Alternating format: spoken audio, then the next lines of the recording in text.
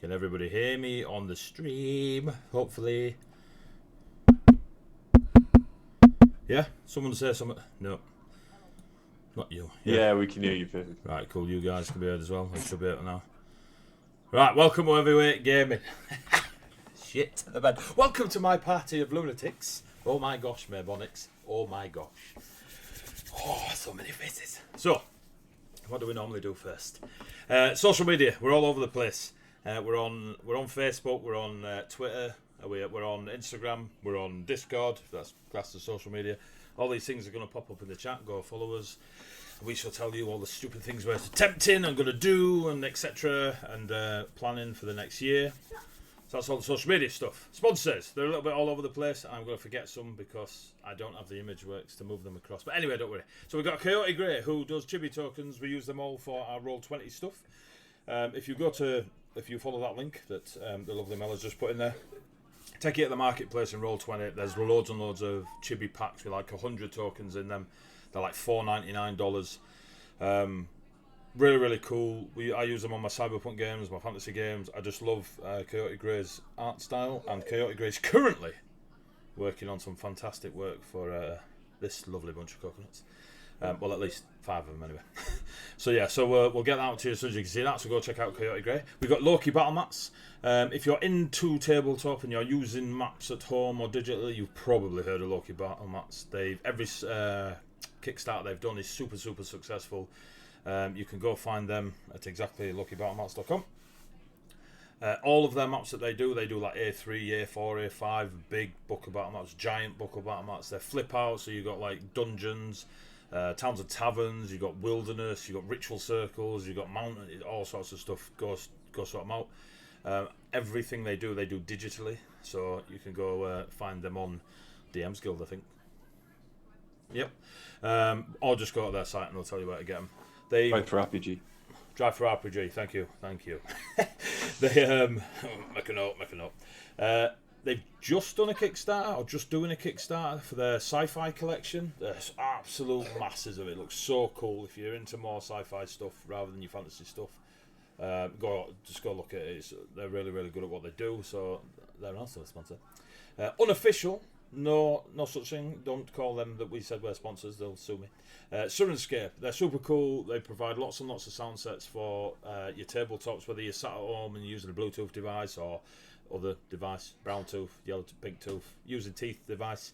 You can have their music playing out and around you on your games. It's super ambient, super cool. If you are playing online like we do, because Sod putting this lot in my house, you can do the download player that they have as part of Syrinscape. Your players download the app. They join your game via an invite link you send, and whatever music you play off the master sound set type thing, all their sound blocks, it'll go through to them. They can turn it up or down as they see fit. Some people like it really loud, others less so. I feel like we're the only people viewing who aren't currently in the game. One day, Maybonics, I'll just have an open public cop. No, don't hold me on that. Want to become famous and buy followers? Yes, Ronald 300. Oh, but You've gone. Sorry, I can't click on that. My bad. So yeah, Syrinscape. That's good. What else we got? Ashana. We've got Ashana, who's a glass crafter. I haven't got a little logo on here because I'm rubbish and put this together not long ago. But if you go check out Ashana on Instagram and on Twitch, she's not streaming at the minute because she's moving about. Aldo Caldar. So go check Ashana out on Instagram. She's a very, very talented glass crafter.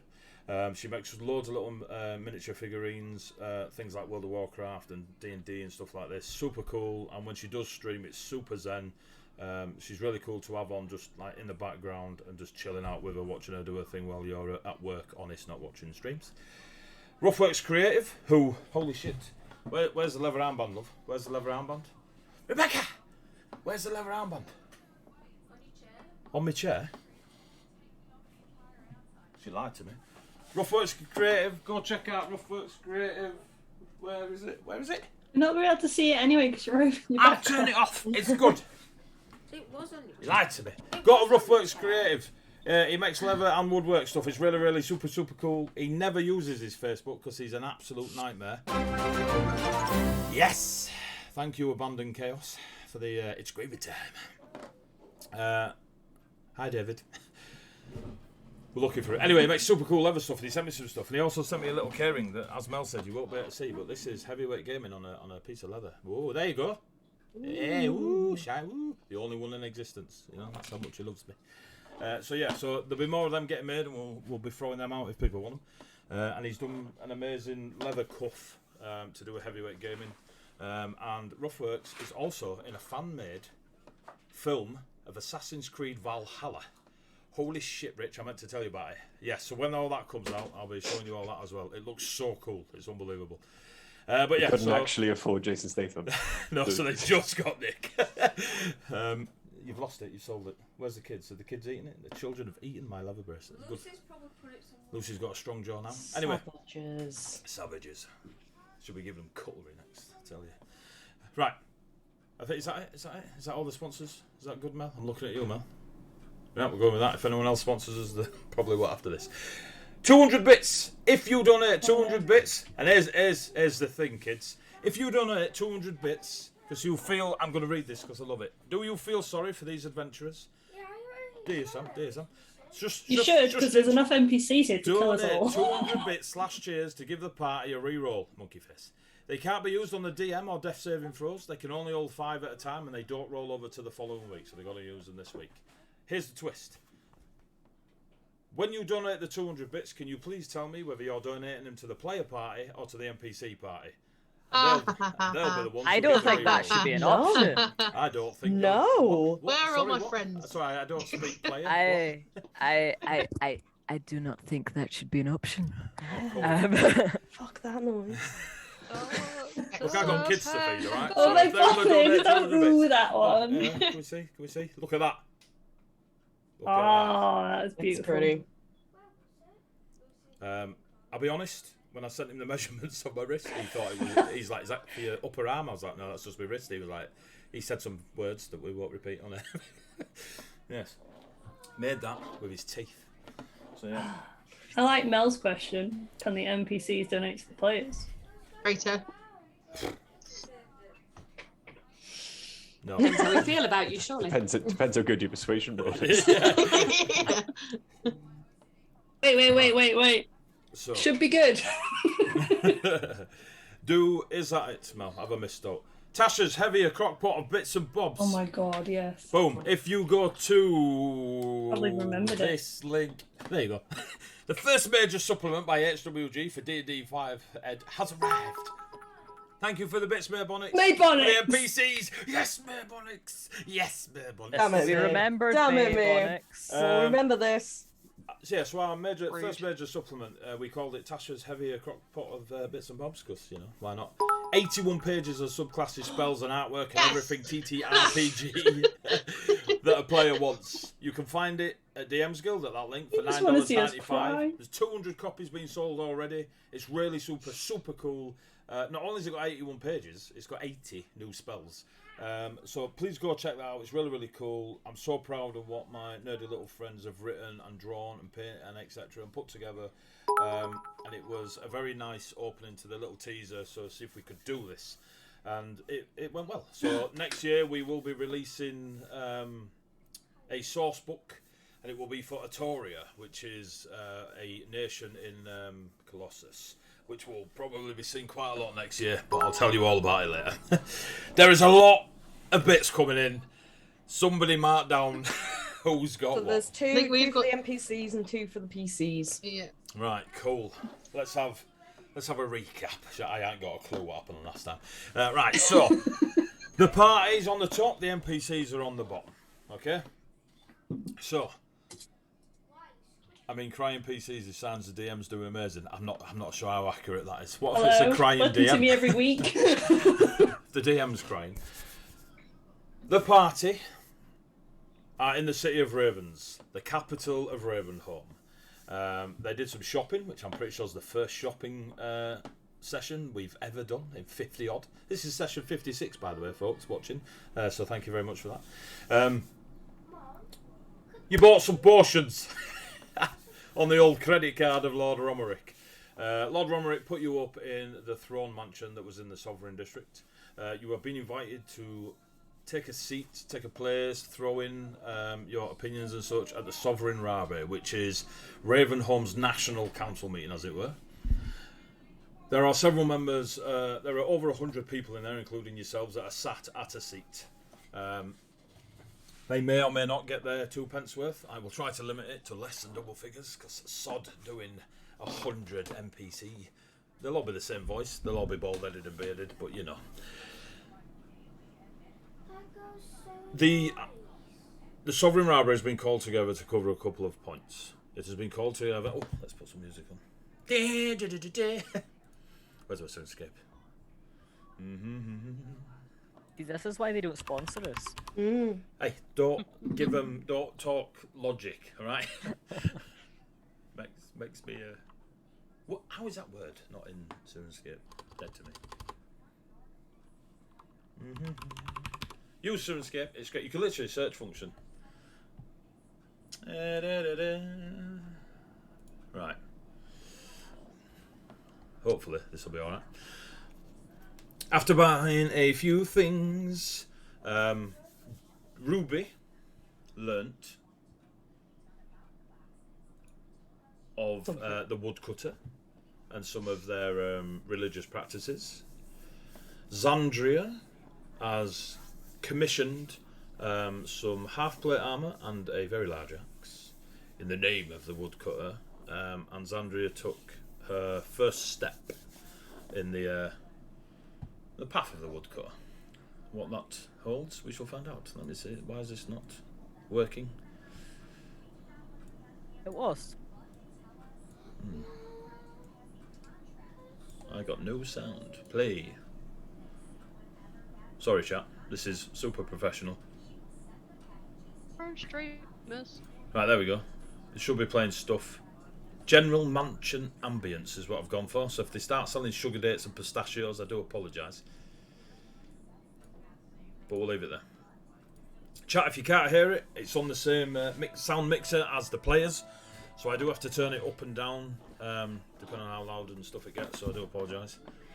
I opened it on mine, and I think that might have. I told you. Sorry. I can't trust anyone. Sponsored by milk. So you went back to the mansion.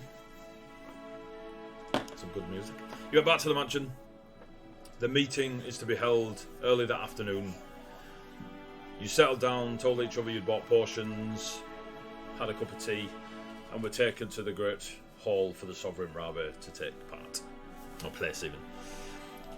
Being given your seats, you see that the array of tables and chairs is in a circular-esque shape around a very large, I've forgotten the word for small stage, but and you see Lord Ruffworx stood there, and people are announced. Folks that were announced are yourselves. So we have Zandria Summerbreeze, Herald of Summer. We have Kesfion Summerbreeze. Someone may have slipped in current Lancelot of the Copper Forest. We have Sapphire Waters from origins of Viconia, but currently of the Temple within Vey. We have Aristotle Sebastian Rycroft, Runaway Eagle. And we have Ruby of the Towan Highlands. The most beautiful Stig in the Dump cosplay you'll ever see. Also, faces that were more recognisable to the party when they turned up. We had Garina of the House of the Forged. And a small boy. There we go. Night. A Warforged, or known as Soulforged in the world of Colossus. I will, as I go through this, try and put their names next to their pictures, so it's easier for people to see. We have Corbin Astaroth, Blood Mage of the House of Tor. We have Captain Berrimond, a Minotaur warrior, legendary in the House of the Tor. Go on, Ginge. Ooga booga. Right, go. Right, they get it, lad. Smash. Yes, Berrimond, who, known to the majority of everyone but the players, led the armies in the Civil War. Not against the Copper Forest, but against the other houses in the Civil War. We also, never going to pronounce your name. Raishatan. How are you pronouncing it, Gary? Risehearten. Risehearten. We have Risehearten of the House of Lilies. We have Soul Taker, who is a guest speaker to the Sovereign Rabe, and a Lioness Tabaxi, who holds similar features to the Lion Tabaxi across the way. Similar. There is also... I should have had this up.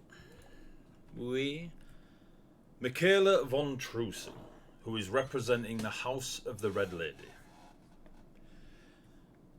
There is also someone you met recently, Amphicia of the Violet Stones, who is a dwarf, and recently spoke to Zandria about customising her half plate and axe.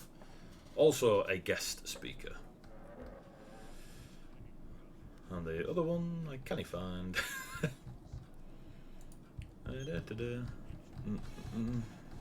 2 seconds. There was the... Yep, I've got it. And the First Breath of Winter, who is the voice of Vlad Marai, the Monarch of the Dawnfrost. And a Fae of Winter, it would seem. Everyone else are faces at chairs. If you choose to interact with them, because you're players and bastards, I will make something up on the fly. Are we missing one? Garina? We have Garina. We have Garina. You started the introduction and you glitched out over it. Oh, sorry. So we have Garina, the House of the Forged. Garina is a soul forged / warforged, and is here representing the House of the Forged. I think that's everyone. Is that everyone? Yep. Risehearten, Soul Taker, Amphicia, Corbin. Yeah, I think that's everyone. This was such a good idea. So, Time for next break. Time for break. Lord Romerick, his stands upon the what do you call the small Dais? Dais. There you go. Stands on that. Turns to you all and asks for quiet. And you see around the edge of the tables, people kind of adjust themselves. They were talking to one another, and the majority, assuming the majority of you don't start throwing stuff at each other, all kind of look towards Romerick.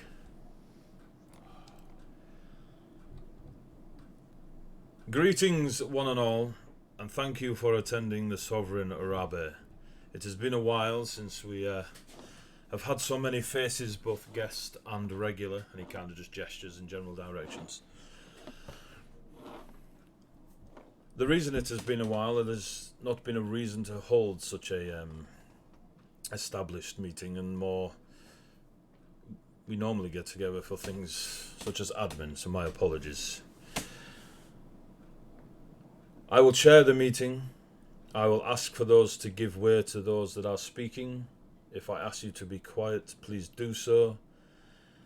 But I will allow you to say your piece. I will allow questions to be asked and questions to be answered.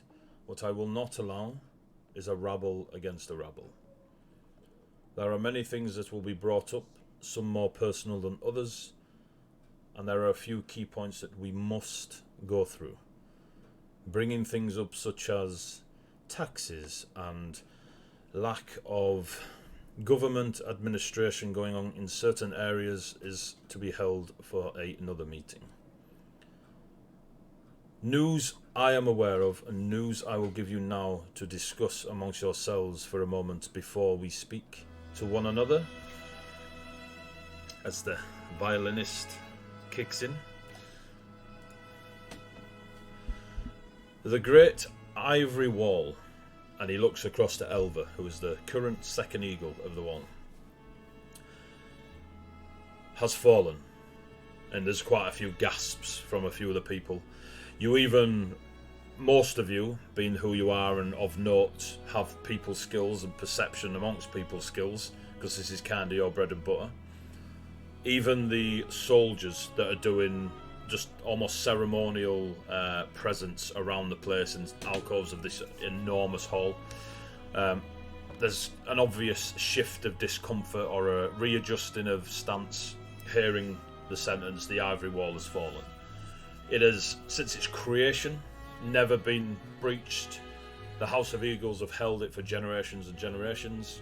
It's just not a thing that's ever entered the head of any native to Ravenholm. And I will ask Elva to speak on it shortly. However, since its falling, the fiends that it was built to defend against have breached the borders and are now sitting with their armies in the lands of Ravenholm, which I believe they are static at the moment. Is that correct, Elva? And she nods. Another point. I apologise. This will need discussing because of this next point. A civil war amongst our houses, some in the south and some in the north. And you can see he's clearly avoiding pointing fingers. Has recently come to an end. But during it, there were obviously frictions and conflicts that grew and have separated us for the first time since any history I know. There has to be an aftermath to this civil war. There has to be a reckoning, or there has to be something. This will also be spoken of. There was the war against the Copper Forest, the realm that we know as the Fae, and looks to Kess and Xandria, but mainly at Xandria. This war also led to the Civil War. The one claiming responsibility we all know to be Ulrich Steinson. And again, there's quite a lot of murmuring and shifting. You see more of the soldier lot shift in, like they're really uncomfortable. They don't really know how to not show that they've just heard this big name thrown down in blame. Ulrich is making his way here. I believe he will be here in the next day or two as a showing of surrender. His armour and weapon of choice have been locked away safely, and Ulrich is riding alone. What we do with Ulrich will need to be decided also. Another point to be brought up.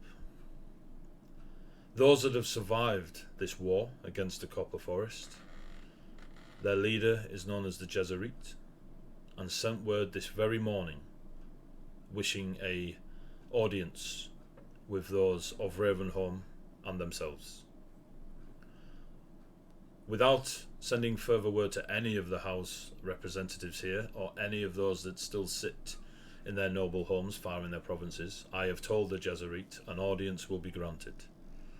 And there's a slight shift of comfort and discomfort among many of them, who probably don't like being slighted for no more reason than, they believe they should be informed of everything because they're nobles. If the Jesuit is able to attend this meeting later on in the day, that audience will be granted immediately and above all other priorities, for I believe the Jesuit most wronged during the civil war between ourselves and other events. So, who would like to speak first? And just kind of looks around the place. I would...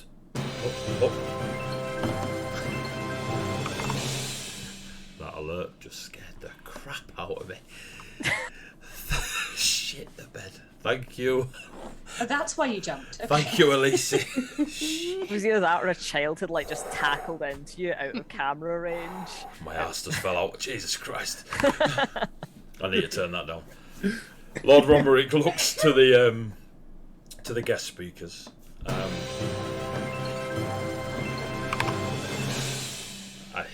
hate you, forest spooks.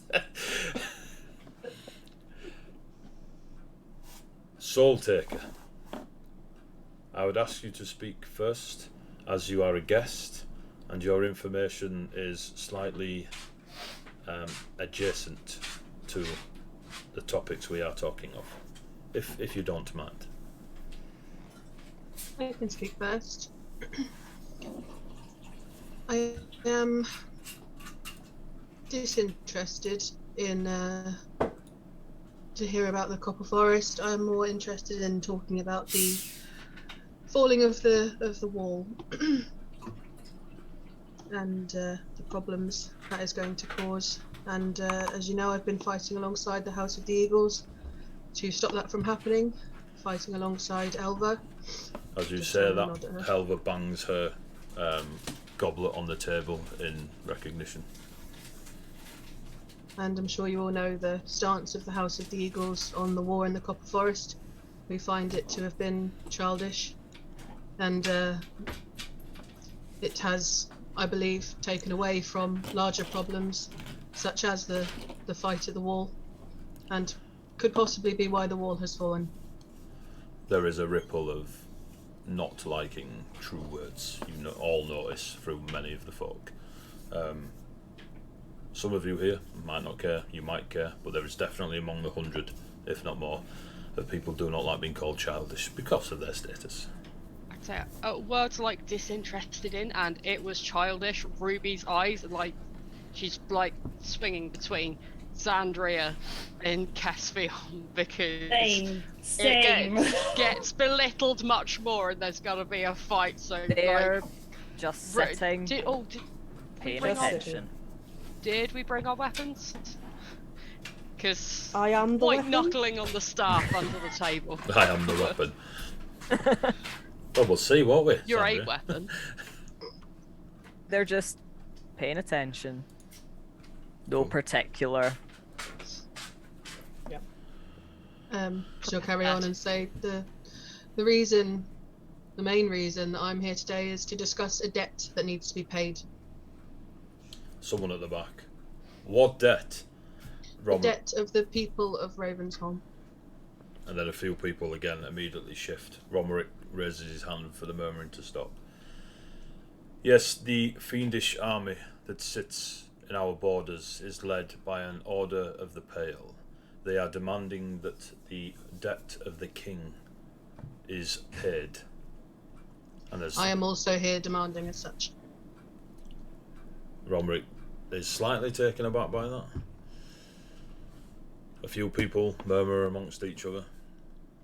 One shouts out, "What debt is this? What king? We have no king." And then they a little bit of a fallout. People start arguing, just not arguing, just kind of doing the whole sort of indescribable murmuring. Romerick again raises his hand. Whatever debt this may be, these demons and devils are demanding it. It is quite high on the list to discuss. They demand a nation of souls to be paid, or to pay off the debt of King Reinhardt.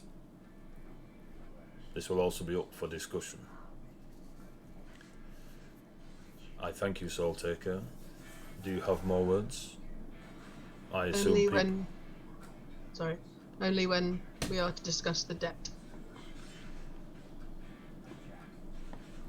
Is there anybody who wishes to speak freely before I pursue points to discuss? And he looks around the place. Sapphire's looking back and forth between his friends and his sister, and is very interested but won't say anything. Like there's clear tension that he wants to. Yeah, I feel like this is definitely a very comfortable hall to be sitting in for literally anyone who is not like in the thick of it. Yeah. Just all the guards just wishing they had got literally any other shift. Yeah, they are all really, really warm right now, wishing they brought their spare tin of Lynx Africa. So, Romerick will turn to the only Minotaur in the room. Captain Berryman, it is an honour to have you in the City of Ravens and attending the Sovereign Rabbi. Your reputation is well known throughout Ravenholm, and excuse my blatancy, but it would have been nice to see you on our side. And there's a bit of clapping and a bit of not clapping, and then there's a few people that are eyeballing, a couple of cheers, and then I say, not like football, hooray! Hooray! More of a huh. Yeah, It's the kind of House of Parliament, isn't it? It's people Yes. going, oh, exactly that. That can only be done through a mouthful of gold pieces. Yeah. And then there is someone who's representing the House of Falcons on one of the many lesser houses, and just shouts, "He shouldn't have been on anyone's side. It was stupid. He killed my brother. I saw it with my own eyes." Romerick calms this person. My apologies, Captain Berryman. Please, we are going to discuss the Civil War, and I would hear your words straight from you rather than rumours pass through such things. I will now confirm at least some of those rumors those in this room may have heard. I spoke against the Civil War at length to my betters, but I am but a soldier, and my words fell on greater ears and were still commanded to lead their armies. Your brother, and I look at the person who spoke earlier and interrupted Romerick. I gave all those who stood against our armies the chance to stand down. Some took that chance. Today they live to go back to their families, tend their fields. Others chose to fight to the death. It was an honorable choice. But, as so many in this room believe, foolish. Most of the slaughter was needless, but I was ordered there. I follow orders. I'm glad it is over. I would speak less of the Civil War and more of what you plan to do with Ulrich. The mixed emotion between what you've just said and then ending with the Ulrich is clear, and there is a spike around the people. Again, the whole House of Lords, of people getting a bit vocal and others just sitting back. There are tears about the place, whether they be just acknowledgement of what's happened over the last few months, facing off against, you know, other natives of Ravenholm, loss maybe. There's other moments of accepting your words as truth and their reaction to it, and then you can hear the odd murmuring. You're all pretty perceptive, of folk saying that's what I heard, and so said exactly the same, and they swear on their kids' lives that Berryman let them go and stuff like that. You know, there's all those sort of things flying around the table. We will get, quiet everyone, we will get to Ulrich shortly. The Civil War subject shall be quite short and sweet, or bittersweet. We need to know now where we all stand and our loyalties towards dealing with such an army, and nods across it over. The House of the Eagles cannot stand alone against such a force within our own boundaries. The Wall was a great ally. I am told that the magics of the Wall are not what they once were, and even though they still stand, are of a vastly reduced power, and that our great protector, the Ivory Dragon, is with us no more, and everyone is in absolute mouth open, jaws dropped, even to yourselves, you lot here, to you more notable people, are even a little bit shocked and in awe, but not awe-inspiring, just in a bit. That is a point of magnitude, that the dragon soul that powered the magic of the Unbreakable Wall is no more. and it's the first you're hearing of it. And this is like generation. This is your history. Elva stands, raises her goblet to Romerick and salutes to acknowledge truth, and sits back down. House of Tor, you are represented by yourself, Berrimond. I believe Corbin is here to speak on the Copper Forest. We will get to there soon. Players, give me a perception check.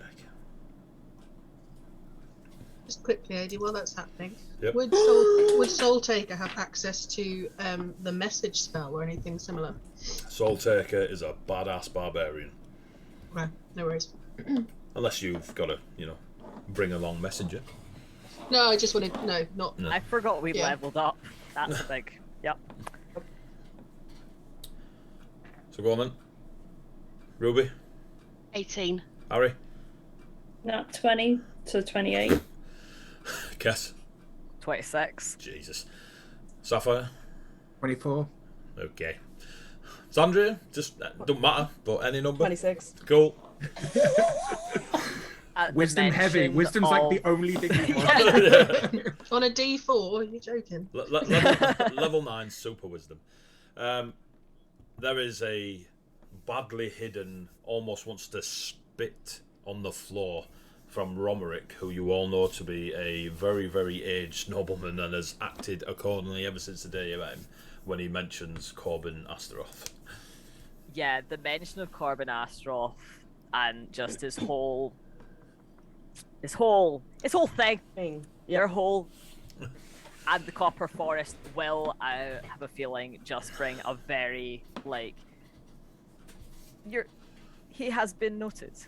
They have been acknowledged. Yes. So, Berrimond. Captain Berrimond, my apologies. Where does the House of Tor stand regarding realigning ourselves with one another to stand against this fiendish army? The House of Tor and its forces stand behind me. I stand in front of the Order of the Pale and their fiendish army, in between you and the wall. If you would have me, whatever forces you would lend would aid me in beating them back. On my honor, I will do that or die. Elva's the first one to stand, and this shows the reputation of Berrimond, raises her goblet. And I would die next to you.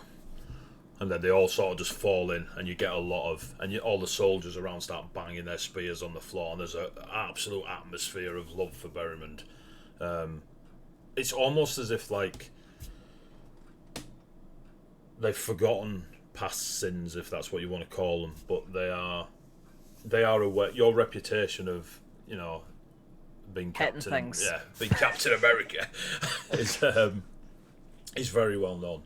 And a lot of people know the legend of your arrival, and it is a very hyped up legend from, obviously you know the true means of your arrival, but you are kind of a celebrity to them, and on the good side of celebrity, do you know what I mean? So you're always humbled by it, but you're not surprised by it.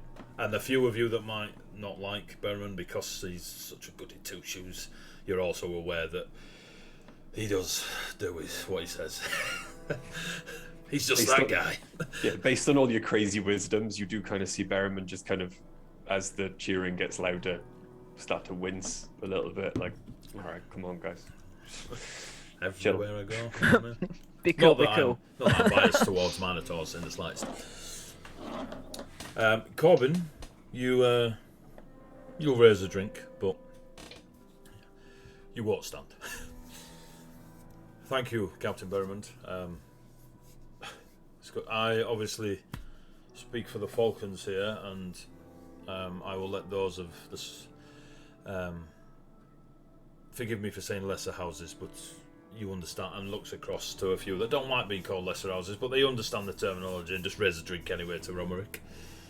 But we of the Falcons, we will send, being the smallest of the houses, we will send what we have. We will send those of the Dove to aid Nobody outside wearing a badge of the House of Falcons knows what those of the Dove are, and it's all secret whispers. Maybe long ago it was like the Royal Guard of King Reinhardt, but there is no... The original city used to be called the Bastion of Doves. Then when Reinhardt died, it changed to the City of Ravens. But those of the Dove were like the Secret Service for Reinhardt, disbanded long ago. Ruffworx saying we will send those of the Dove is an announcement of something you lot shouldn't have known. And you can see that in those of the houses of the Falcons and the lesser houses of that particular province, all kind of like nod, but drop their heads as if like we wanted to keep that one, but no. That will be all. That will be If all I we will have. be welcome indeed. Thank you. And I'll look to yourself, Riseharton of the House of Lilies. Are you well? As well as can be. Good, good. Do you have anything to one of your houses? Well, your house stood with the northern houses in the Civil War. Is there anything you wish to share? You can see Ruffworx is not backing off, but his body language is away from Riseharton, despite there being like 40 feet between him and her. In the matter, I will address matters in a different order, if this is fair. Of course, of course. To the matter of the Pale Ones, the demons, the Lily will stand with you. We will send our mages. We will back you up. The demons need wizards. This is All the brute force and ignorance in the world will not help you. wise words, and you get a lot of folk banging the things. You do notice that those of the Lily that are with Riseharton and the lesser house of the Lily, they're not doing the banging of the cups and stuff like this. They're simply just spinning cups in their hands or playing with glass flutes and such, and just kind of giggling away and listening to Riseharton. They all seem to lean towards Riseharton when she speaks in just dreamy awe. The wall itself, if it is magical and reducing in its magics, if you wish assistance, the Lily will also assist. We are scholars in magic, and we have much to offer in that department. But I'm going to turn to Alva. I will not press. The offer stands. Elva is rigid. The brute force and ignorance is embodied in Elva. She is sat bolt straight, like her back could not be more chest out, shoulders back. I think the ignorance part does her a disservice. But... Well, she still she reacts. plays it well. She reacts. Thank you. Riseharton, was it? Mm-hmm. The House of Eagles appreciates any aid those in the arcane arts can lend. Wonderful. And she nods and raises her fist grip on the goblet. Take a drink. And smiles sweetly. Ruffworx. I'll take her. You were coming with us to level the same offer that the demons were. Are you offering on their behalf? No. Oh. How interesting. Why double up? I thought you were fighting the demons. I'm going to turn to Sapphire and look them in the eye and answer the question that Risenheart has asked and say, Viconia is at risk. Sapphire stands and at risk of what? From these demons? From... We will discuss it, but I have my own motives. And I turn back to Riseharton and say, ultimately, I want what you want. Interesting. Did not take you... I'm just going to look at your kind of obvious barbarian stance for a negotiator. Wonderful. Sapphire laughs despite himself and then sits back down. When one's homeland is at risk, one learns new skills. Interesting. Noted. As to things that I would actually like to discuss, I would like to discuss what happens when Ulrich returns here. I would see them tried for treason and the wanton destruction of the copper forest. A very obvious reaction, very mixed, of many variations amongst everybody. There are those that does get a raised eyebrow. Though. Yeah. A charge that they do not deny. It is true that Ulrich is claiming full responsibility for the attack on the copper forest, but how do you defend your part in it? Our part? There were those. We were not leading the hordes. Ulrich was. Ulrich led everything. They coordinated. They arranged the destruction. They planned where would cause the most damage. They looked and saw how to bring that place down the fastest and most brutal way they could. They're accepting responsibility. The case in war. Oh, I do not disregard that. I do not. However, you are asking about my part. I'm merely highlighting theirs and why I'm leveling this at them. Their destruction was more wanton than needed to be. And they are claiming responsibility. This is a way to heal. Allow someone to atone. To act in their honor, I believe is something you say. Sounds about right. AD, I'm presuming an insight check isn't even required.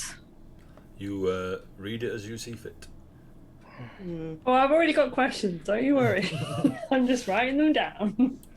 I feel like Ari would even be sat there, like probably with like a pad of paper in front of him, just like scribbling notes. Which is totally unlike him. Taking minutes. No, he'd just be like, I need to fucking murder this person over here now. Someone else add to the list. Yep. Amphiseer raises their hand. Still in the long purple jacket, and all they've been doing with their jewellery of carapace, purple carapace and gemstones is just kind of twiddling the rings around their dwarven fingers. Does anybody need armour or weapons? I will get to the speaking soon, but you all seem quite aggressive, or at least, I don't know if it's passive aggressive or all out aggressive or not got an aggression in you. My apologies, Romric. I just want people to know I'm here. And Amphiseer sits back in his chair and drinks his goblet quite a lot. Thank you, Amphiseer. Thank you. I'm sure your business will survive. Thank you for your words, Reishausen. I understand that those in charge do give orders to those behind them. It will be taken. And we take responsibility. Yes, and it will be taken into account. And you see him look immediately to there's someone sat 2 seats down from Elva, quite a large lass, heavy shoulders, clearly just some of the heavy lifting around the house she's from, is about to say something, and Romric just silences them. Not in a just chill. Do the players recognise this person? Ari, you just recognise the regalia, the symbology that's on them as one of the smaller houses in the House of Eagles. The Ranger lot, whose name I do not have. Yeah, I know who you mean. But yeah. The ones that are on like the outskirts. Yeah, they're the ones that do. They're the ones that go off the Yeah. wall into the other side. They're like, they're your special Ranger forces. Mhm. SFF. SRF. Ah, sorry. Yeah. But yeah, and Romric just politely asks them not to. So, that's the House of Lilies and Berrimond, Captain Berrimond, sorry. I believe we have Michaela von Trusing with us for the House of the Red Lady.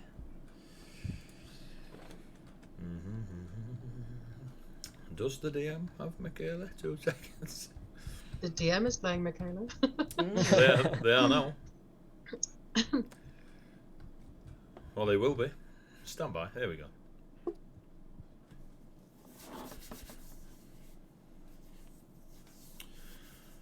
Michaela is in a white suit with the come on, Luke.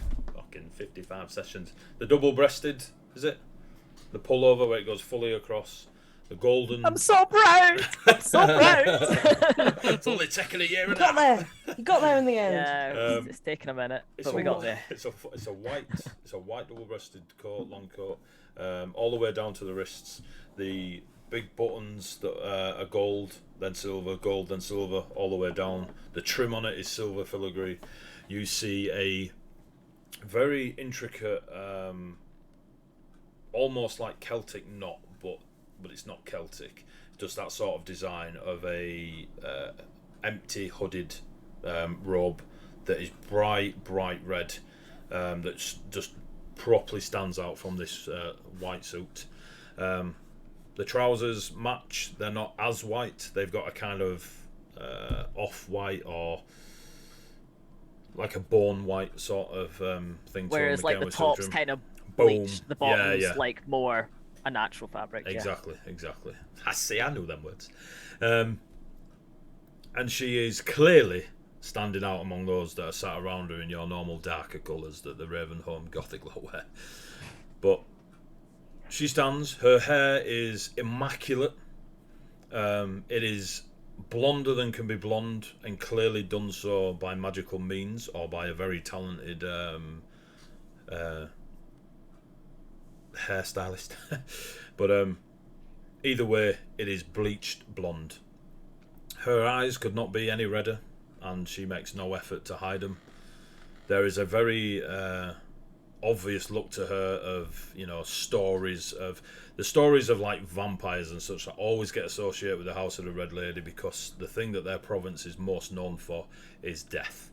Celebrating the end to one's life, celebrating extending one's life to further to see death away.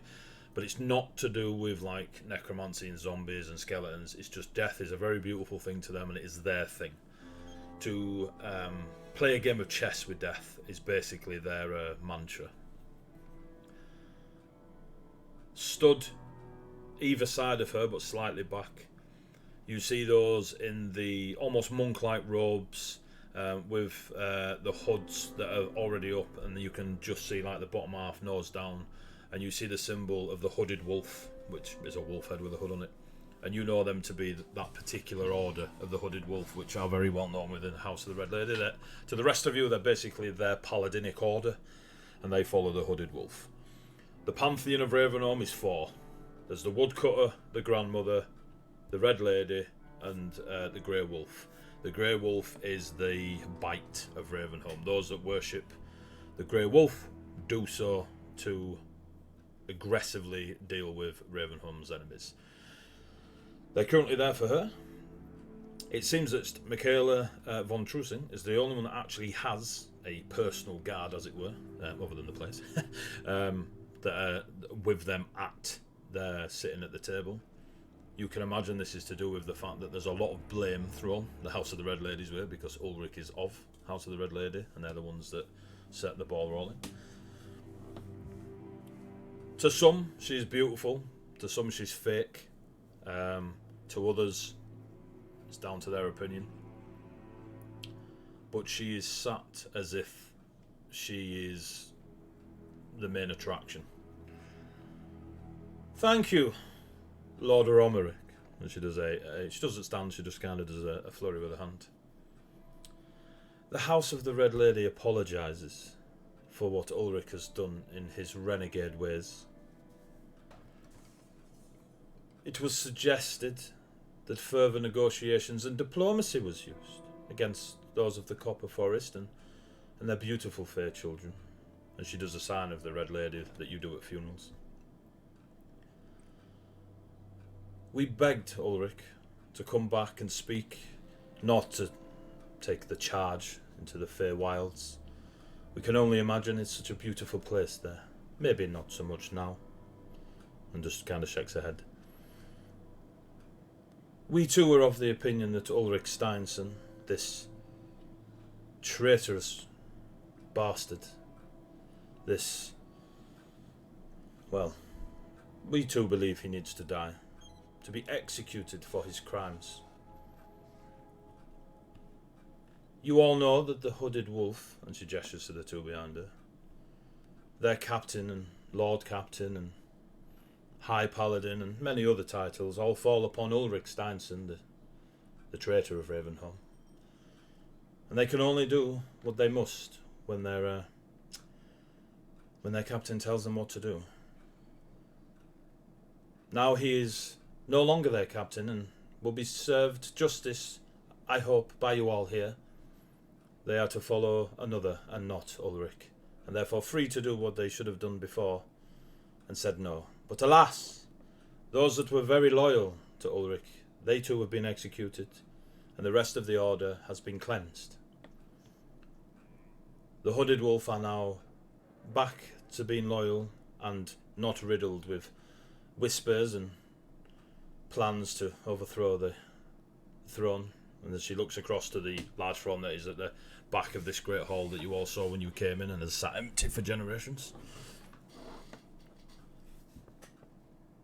So we stand with you against these fiends, these demons and devils that have dirtied our borders by stepping foot.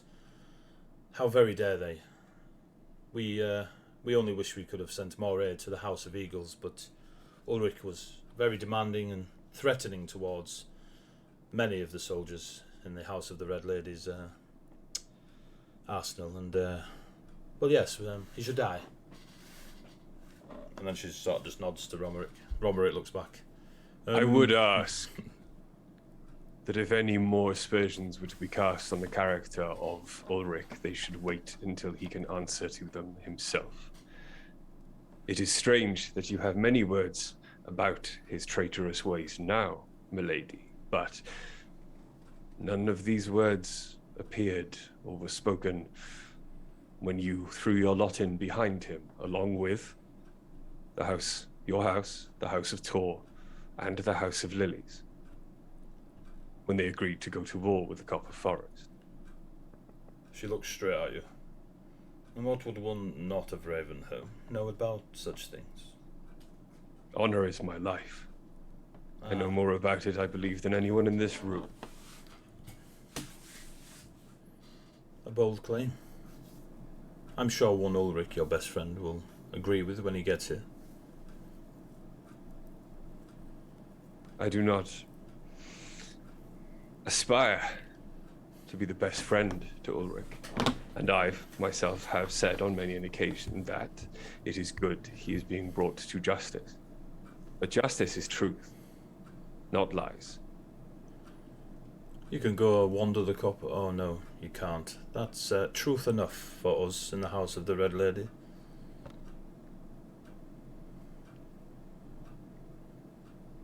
Bromerick puts his hand up.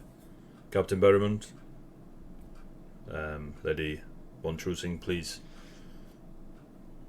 We have more things to discuss, and I'm sure it will be a heated debate that will carry on.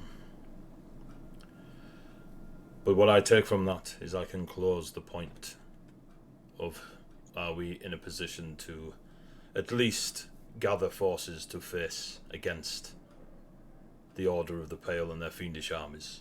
Yes? And he looks around to everyone, and more people of all the lesser houses of all the provinces start raising their cups and such. You see Elva's posture, you'll notice it more, Harry, but you can see the relief in her. Like, she's been so rigid and tense since she got here. The relief of everyone, despite the truth of it, you can see the relief of her, everyone nodding and saying, we're all back in it together, ish. Elva then stands after all the like the applause, is everyone's clapping as if, you know, they've just, you know, it's someone's birthday and everyone's going mental. Romerick calms everyone down. Elva stands. On behalf of the House of Eagles, I thank you all. It will be an honour to have you all fighting alongside of us. That's rehearsed. She raises her drink and she sits back down. Ulrich is not yet here. And I take into account Berriman's words of, if a person is not here to defend themselves, it's easy to throw accusation. However, the accusation we are dealing with is one that Ulrich gave us himself. He claims full responsibility for the civil war. He claims full responsibility for the destruction of the Copper Forest. And he wishes to serve justice, or see justice set upon himself. That is the accusation we are to discuss before he gets here. Looks straight at Berrimond. He will have his say, and a few others kind of nod and such. But Ulrich himself provided those accusations. I will take word not only from you, and kind of looks towards the rest of you, but also those that I invited personally, and looks across to you lot, Sapphire, Xandria, Kess, Ari and Ruby. We've all had interactions with Ulrich over the years, in very different ways. Some more in conflict, others a warrior in arms, and looks across the Berrimond. And some just a drink over a table. Garina, of the House of Forged. Yes? The main conflict during the Civil War was the House of the Forged. And the House of Tor and the House of the Red Lady sent forces against you quite actively, and looks to Berrimond and a few of the other, like, House of the Tor, lesser houses and such. Would you... Ulrich claims responsibility for such a thing. What do you say? I have no love for the House of the Red Lady. And the House of Tor allied with them against us. I have questions I would like answered about Ulrich's involvement. I would see him face justice, and I would see an end to the conflict, which has been agreed. My concern is that Ulrich was not acting alone, and was not superseding the wishes of the House of the Red Lady, but the House of the Red Lady was actively pushing him onwards. I would hate to see one man take the fall when an entire house is at fault. That being said, the House of the Red Lady are no friends of mine. What I want to come out of this is justice and a Ravenholm forged anew. We are willing to offer, on our part,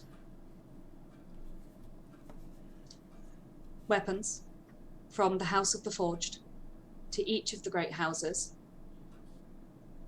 that will bring us together in a new bond. The war against the Copper Forest and the Civil War were a needless loss of life. They were foolish and reckless, and a mistake. It could have been resolved differently. I want justice. I want Ulrich to face justice, but it must be justice, not headhunting. If there are others who should face the same judgment, then they should also be brought forward.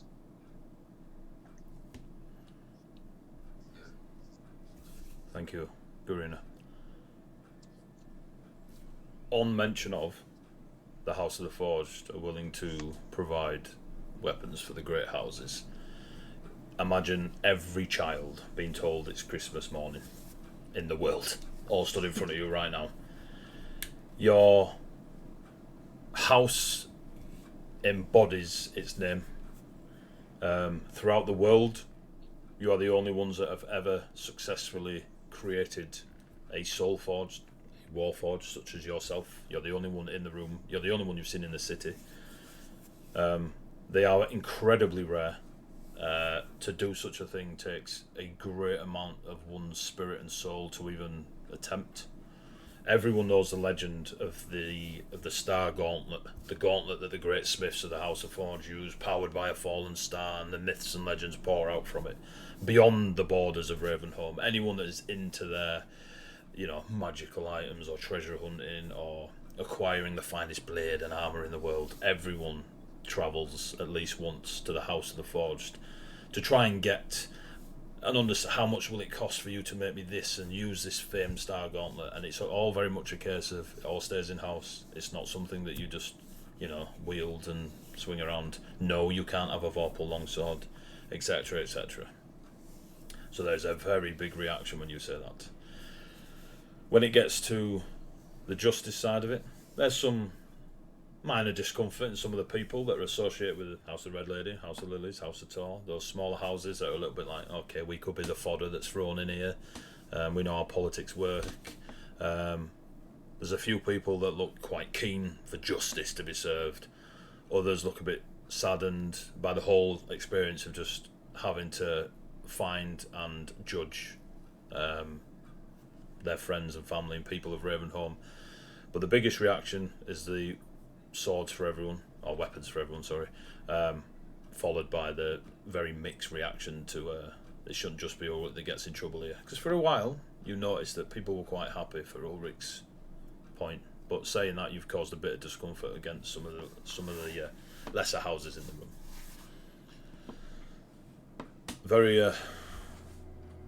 A very grand gesture, a gift proposed.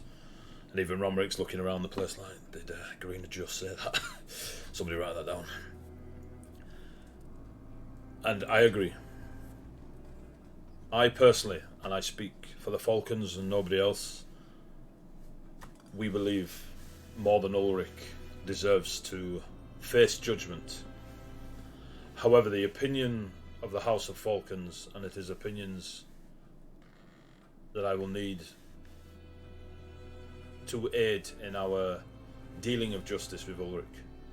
We all know, and it's kind of looking at those of Ravenholm, that Ulrich Steinson is one of the greatest champions Ravenholm has ever experienced in any of their histories and knowledges. We all know the legend of Ulrich Steinson to be the right hand of King Reinhardt, the warrior that rode at his side on a stallion with blackened wings and slew more demons and devils than any warrior ever claimed to have. There's also the rumours that it is the Ulrich Steinson that once rode with King Reinhardt and has long life. And there's a few chuckles and a few like nods of yeah, and others are like, not a chance. You can see there's quite a bit of excitement in the soldiers around listening to this, repeated tale of Ulrich's, fame. There are those that believe it is just a title passed on to the next person that champions our very nation. Whichever it may be, Ulrich Steinson, who rides here now, would be one of Ulrich's greatest hits. Ulrich would be a great ally, or a great resource when facing the Order of the Pale. There is no denying it, I'm sure. Not only I know Captain Berriman speaks highly of Ulrich, but I'm sure there are many that would speak highly of Ulrich's combat prowess. The House of the Falcons believes Ulrich's punishment should be death, and that death should be decided by his involvement in the battles coming against the Order of the Pale. If Ulrich earns a right for a swift and clean death, the Falcons will back that. If Ulrich decides not to and turns out to be whatever we determine them to be amongst ourselves, then the death will be less quick and clean. And even though people knew that's what he was going to say next, there's still a bit of intake of breath. But that is the opinion of the House of the Falcons. I can tell you now that those of the city of Ravens and the province of those houses of the lesser houses, and again looks to the same people and they kind of nod now, they are split between dealing with it ourselves, we can't be one champion, and there are others that believe, yes, Ulrich should be sent into the fight to maybe find a death of their own because of what they bring in battle. So that is the province of the Falcons. And what if he lives? then If he he will... survives the fight. If we are victorious and Ulrich survives, he has earned his quick and clean death. But the Falcons believe death is the judgment Ulrich deserves. We merely wish Ulrich the opportunity to earn a cleaner death. As well as, selfishly, it's a weapon that some weapons are better wielded than left at home. And despite my anger and distaste for Ulrich's supposed actions, it is a great weapon. Ulrich is a massive weapon. You just fall out your chair at that. You were so proud of yourself. You just have laughed so hard you slipped. Just gonna have a moment. And we'll take a break. I need 3 minutes of the Kleenex. Total ginger beer. That's what she said. So, but I would ask the other houses. House of Lilies, Reisharten, we are very aware that you wish Ulrich executed, but what say you on allowing him to take part against the Order of the Pale? I have no problem with, first off, him facing trial. I said I wished him tried for treason, just to call back to an earlier point. My apologies. Not at you. I can see multiple ways he may benefit us in the fight against the Pale. One, as a weapon, as you put it.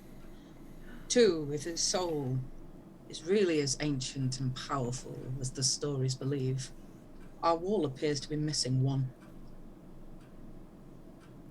There is a lot of reaction among some of the people. Almost in curiosity. No one thought of it. Would I think that was something we could accomplish? You have the Star Lucky Gauntlet. shot. Well, someone sort that dog out. The House of the Forge have the Star Gauntlet. There is most of the wall is kind of part of your design. So the wall was built basically by the House of the Forge and the Azurite dwarfs in the northern mountains, because that's the only mountains the dwarves live in. And so most of that wall's structure is to do with yourselves and the Azurite dwarfs. You did take part in not yourself, but the Star Gauntlet is obviously what was used to help the dragon soul into the wall. I say help, forged into the wall. So any soul can be forged. You're a living embodiment of such smithing. In which case I would say it is theoretically possible. And the more powerful, as Reisharten says, the soul, hence a dragon soul being impenetrable. More powerful the soul, more powerful the magic. I would be satisfied with that as an outcome. Romerick looks thoughtful. It is not something I first anticipated. And We can charge people into battle and have them die a glorious death, or bring them back to, I assume, an axe. Or we can allow them to do what they have arguably done for a very long time. Serve and protect. And Romerick looks over to clearly the people that are on parchment taking minutes of this entire Sovereign Rabbit. I can't believe I'm going to say this, but I agree in the immediate, but I will discuss with those and receive their opinion as well.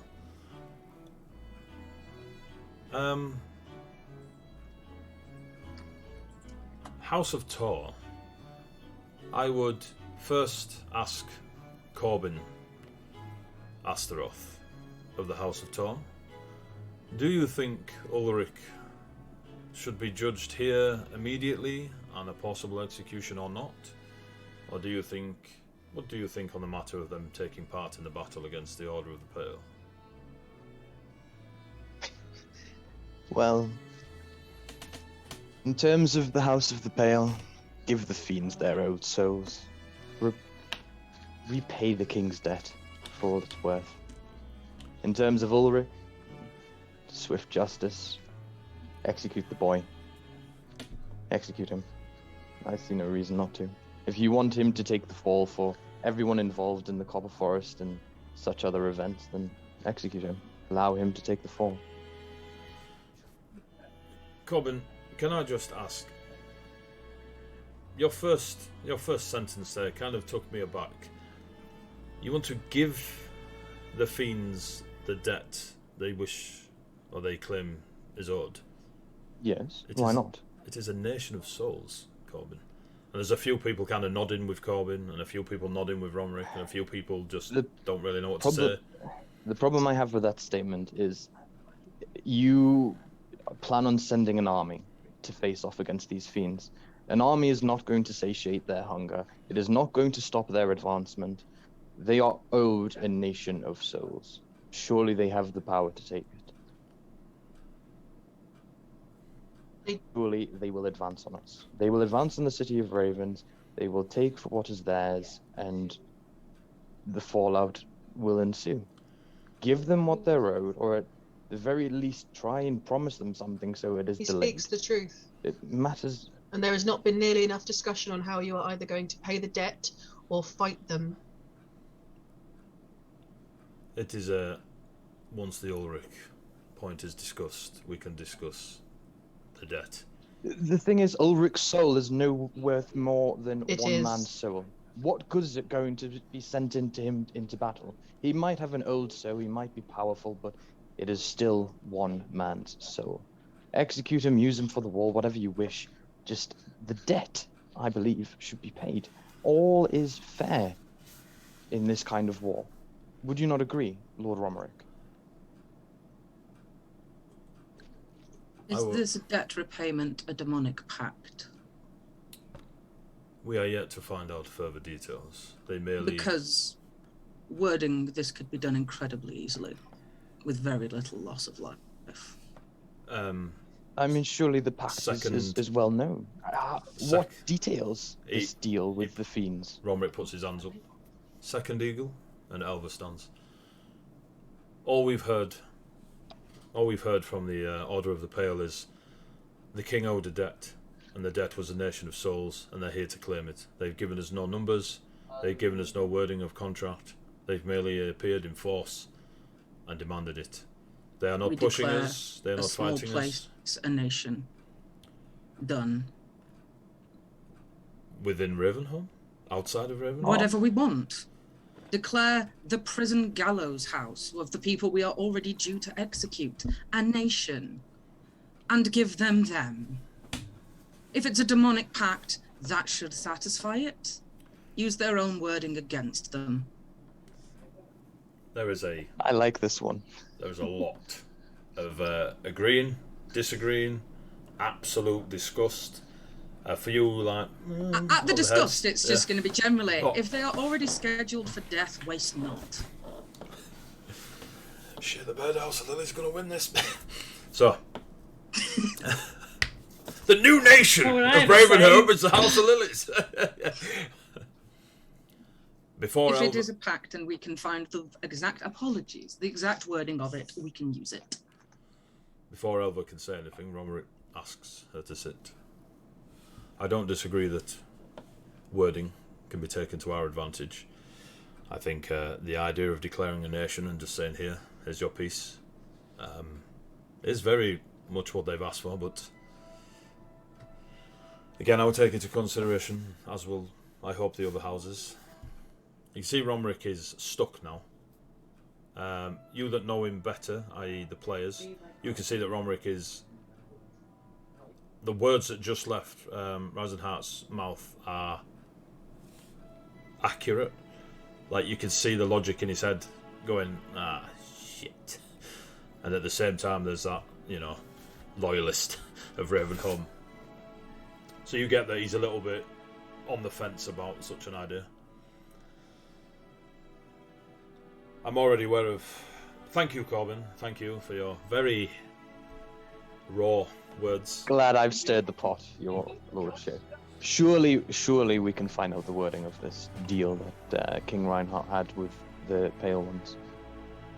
I would ask, though, how would it sit on your souls? If you... Yes, these people are to be executed because of crimes they committed in life, but you would condemn their souls to eternal demonic torment. Oh, we'll send the soldiers then, or do you have another nation sitting around that you would like to offer? I mean, surely the rabble you roused earlier, It's a case of maths. What about the nation they will attack after you honor this demonic pact and they ignore ours? Whatever you give them will not be enough to sate them. If they do not deem it to be enough, it will not be enough. They will continue. They will continue from nation to nation. I'm sorry, you are a fighter, yes? Yes. Your knowledge on demonic pacts and wording is vast? Oh, my knowledge on the Pale Ones is vast, yes. Excellent. I answered the call of the Pale Ones. But I know all about soul taking. But your task here is to say, give them what they want and satiate them. That was what you wanted, yes? And now you're telling us that won't be enough and that's pointless. Get your story straight or shush. I want Moving to on to someone know with a what is point. going to be done about sating them. I No, want you to know want us whether to satisfy their pact. I want to know whether it will be satisfied or whether people are to fight them. And this is why we are talking about the wording of the pact, because pacts are absolute. That is the nature of demonic pacts. When they are matters done, not. They will continue. They need to be destroyed. then it's not a pact, and we don't need to have this conversation. But if you don't have the facts, please shush. At this point, Kess will stand. Good on you, Cass. Come on, I was waiting on you. I believe it is the House of the Lilies who prize themselves on knowledge and their specialization, correct? Especially in the arcane arts. We do. So you would understand that this person here is the foremost knowledge of this area of expertise, and therefore possibly it should be yourself who should, as you put it, shush, and it will sit back down. So, I'm just going to smile and be like, Then I will defer to the great Soul Taker and their vast knowledge. You have done nothing but ask us for solutions with your vast knowledge. What's your plan? I am here to help forge a plan. This is That not means something you that don't one have one. person. This is not something that one person can do. This is not something that one house can do.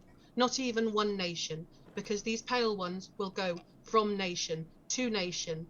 They will never be sated. I am here to find a way to stop them. They are calling for an ancient debt to be paid, the root of which no one here knows. If you can find that out, and you can find the wording, and you can find a way to get around it and to sate them with minimal, hopefully no lives lost, then all of us will be forever indebted to you. But the threat is imminent. I don't know how quickly you can research, how quickly your books will help you, but they are coming for their souls. They are coming for their debt. There Your is first- one, Go on. perhaps, who may know the truth of this debt, this pact. He's on his way here now, if the stories are to be believed. The right hand of the man who made the pact itself. I believe he should be here in 2 days, was it, Romer? With any time now and a few days. Excuse my apologies. And you see Romric look past the circular table and the large doors to this that was the throne dining ballroom where they do everything. This was Romeric's thing, and the large doors open. The first person that walks in is a 7-foot satyr in copper and browns and oranges, a long flowing druidic robe type, that outdoorsy type style. Her ram horns curl like Princess Leia's on the side of her head, and the fur on her cheeks is bright red. She's massive. She's quite clearly the biggest fawn satyr. What are you putting your hand up for? I was just going to request, as this seems to be a turning point, may we do a quick comfort break? That's exactly what's about to happen. And you see this 7-foot satyr walking. Players, you see Toodles in the same copper robes that you saw the first Jezerete wearing. She has no staff. Got it on the first description bit. She has Ruby's no. never met her. She has no staff. She simply is there. As Toodles walks through the doors, Andrea stands from her seat and bows from where she is standing. Yes, we'll do likewise. There's a lot of people who have not. Well, everyone does not know Ruby's who they are. gonna take a cue from these two.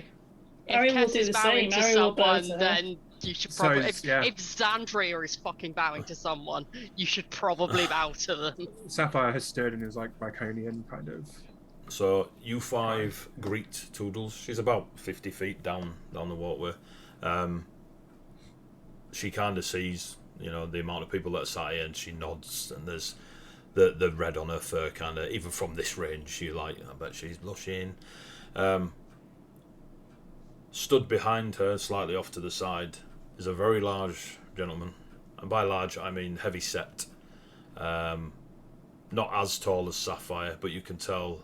They're built like Soultaker, Berrimond, Sapphire. The hair on their head is grey, not silver, long. There are flecks of black in it, very salt and pepper-esque, long hair, all down by the shoulders, not tied back or anything. The skin has an ashen grey to it. The eyes are storm grey. Everyone here sees Ulrich Steinson stood next to Toodles in a casual shirt, just comfortable trousers, not in any armour, no weapons, got a belt on, no knife, no nothing. Their arms are bound with a leaf, sort of vines. There's leaves around the wrists. Very coppery coloured, reds and oranges of autumn leaves on these bindings. And they stand with their hands in front of them next to Toodles, who you can clearly see is a good half a foot taller than Ulrich. The same person that heralded you all in last session and semi-beginning of this session. They step forward. My Lord Romerick and those of the Sovereign Rabe, may I present to you the Jezerete of the Copper Forest and her prisoner, Ulrich Steinson, House of the Red Lady, Champion of Ravenholm. Everyone is absolutely... The prisoner of Jezerete is a complete blow-away to everybody there.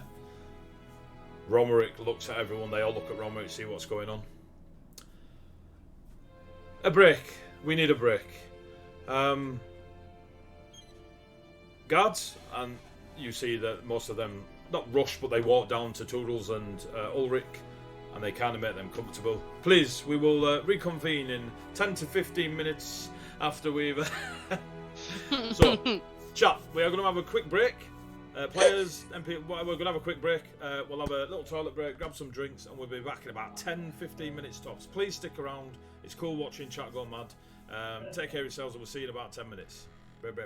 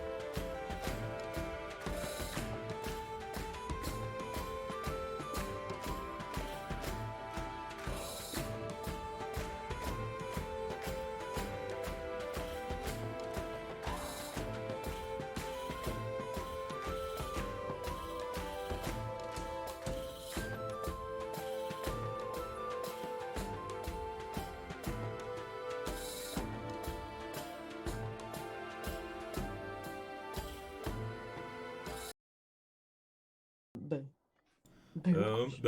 Hello, everybody. Everybody, there's 25 people in chat.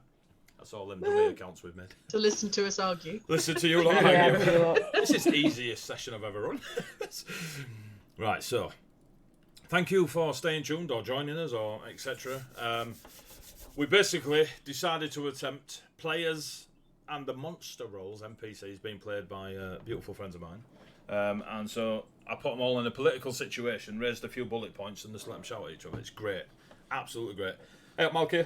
It's a good argument. Thank you. Thank you very much. We're all ready to kill each other, like in the first half. Already, I might have to whip out the roll 20.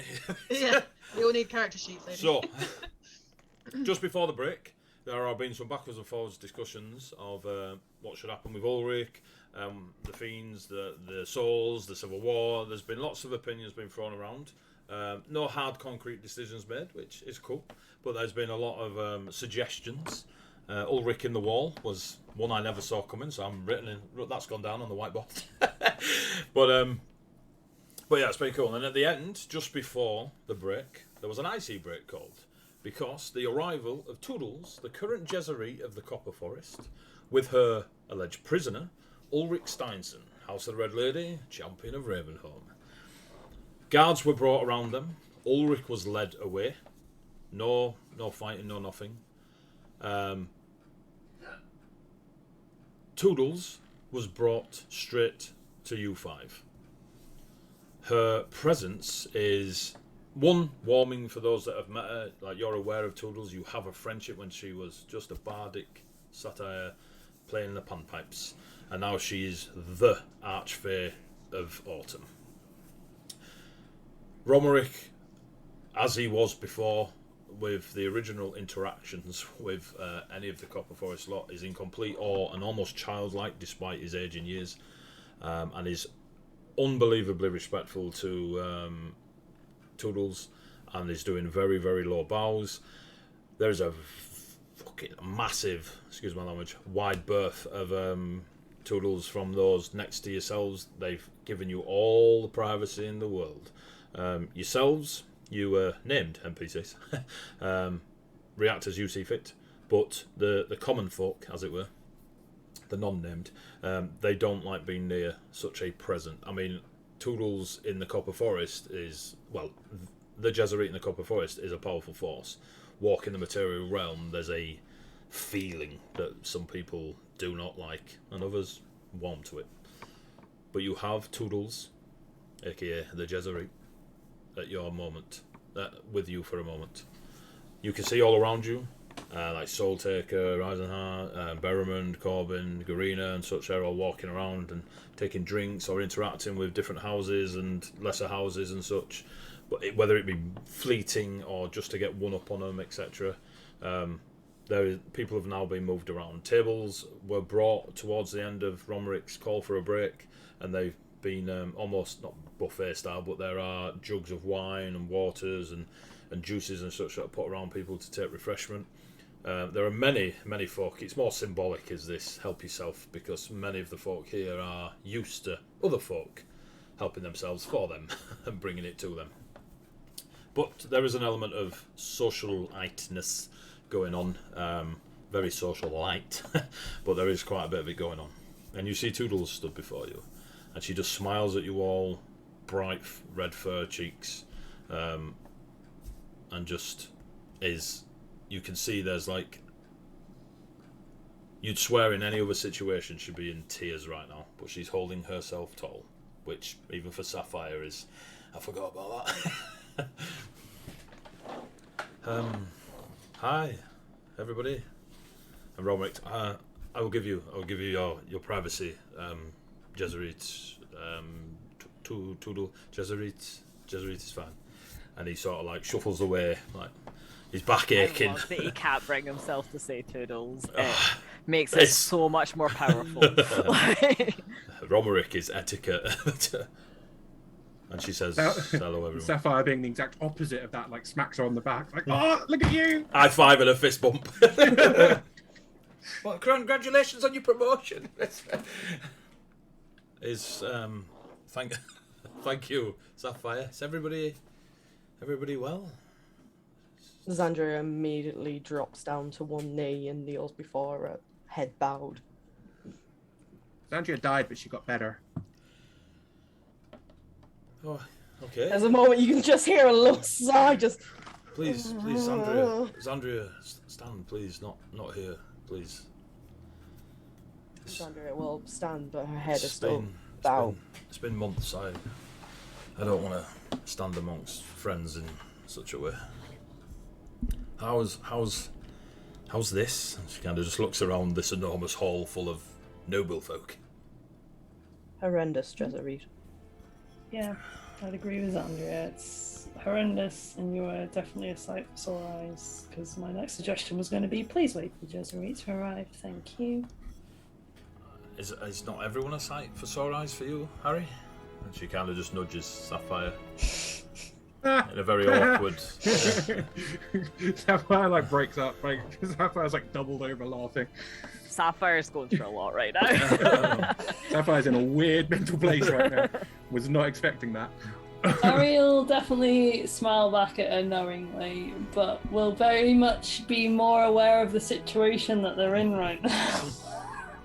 and he's basically spent the whole of the last part of the meeting just concealing what he actually thinks. So he's still kind of in that mode, I feel. And he's just been writing furiously throughout the whole previous parts of the meeting. And he'll kind of just visibly relax a little bit now that Toodles is here. It's full of empty words, as you would imagine it to be. I haven't got a clue what's going on. I'm with you. This is Ruby. You. Nice to meet you. I'm Ruby. Hello, Ruby. I'm. You can call me Toodles, but you'll hear many call me Jezerit. It's just a title. I've heard. Nice to meet you, Toodles. And you. Looking at your attire and your tartan. Oh, you're from the Highlands in Toa. That's right. Your people are wonderful, and they are. It's been a while, but they used to visit in calmer times. But yes, I do miss it. you can. But you should come back and visit. If you can leave the forest, when you can leave the forest, you should come and visit my family, and it'll be fun. The forest, yes, I can leave it, but not in a way. I have a short time here. The whole Jezerit thing kind of binds me to the copper forest, or what the saplings that we have. But yes, Kesvion, you're looking mighty landslordy. Did you? What happened there? And looks at Xandria and back at her. Kes? When that said, Xandria just kind of looks ashamed and looks away.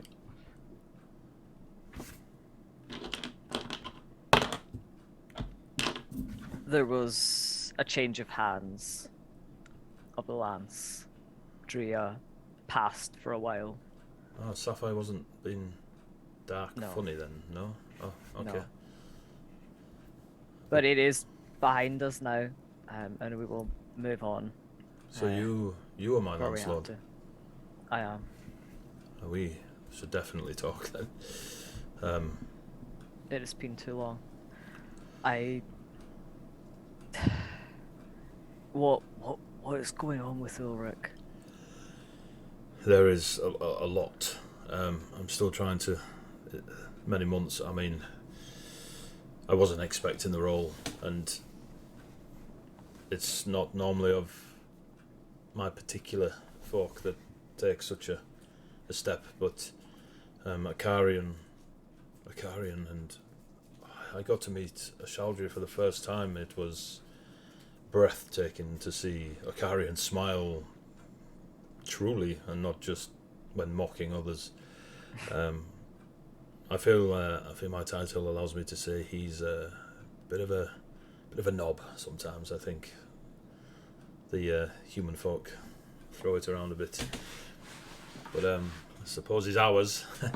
But yes, I need to speak of Akarian, of Ashaldria, of of the saplings of Ulrich. There's so But much. there are saplings. Yes. As Toodles looks around to make sure you're kind of on your own. It's like none of us knew anything. We were blinded, or like, as you know, the tavern of Can You See Me? A nice trick of invisibility, but we don't. We're young. We enjoy autumn. We live it. It's our very essence. But what I have learnt and the knowledge bestowed upon me, becoming the Jesuit and an archfey, Toodles, is that panpipist, the archfey of autumn. There is so much I need to discuss with many people, but I didn't know you'd be here, and here you are, and they don't have anyone making merriment. It's Would you like to know a bit of merriment, though? Always. Do you have any idea how uncomfortable it makes him? And he'll kind of like glance over to, oh my god, I've lost his name, Romerick. Yeah, to try and say your name. And like a proper like wicked grin comes on. He every time he tries, he ties himself in knots. It's just watch. That's joy in and of itself for this. There's a change in Toodles, and she kind of goes a little bit serious when you say that, and she doesn't replicate the grin. I am aware of Ulrich's uncomfortableness around me, and no, not Ulrich. Romerick. Oh, Romerick. No, I wasn't making a joke about Ulrich, for fuck's sake. That's fine, yes. I was like, no, the old guy. The one that we're like, yes. Let's lighten it. Let's not make fun of Ulrich. All right, no, retcon. Reverse. Wicked grin. Jeez. Your Lord Romerick, and points towards Ari. He has experienced our stories, which is probably explain his awkwardness. And yes, I will play on it a lot. Please do. So, I didn't know you'd be here, but Ulrich, as you know, is here to face judgment, and I can't stand in the way of it. It is what the people of Ravenholm decide. They decide, but there is information that I will pass for them, and now for yourselves. I'm so happy to see you all. Do you know what happened to the knife? Yes. And she just stares. Is it gone? No. Is it somewhere safe?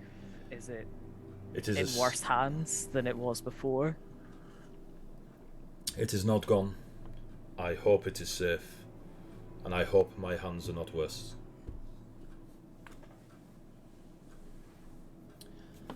Ulrich gave it to me. And we sat and we talked for a very long time.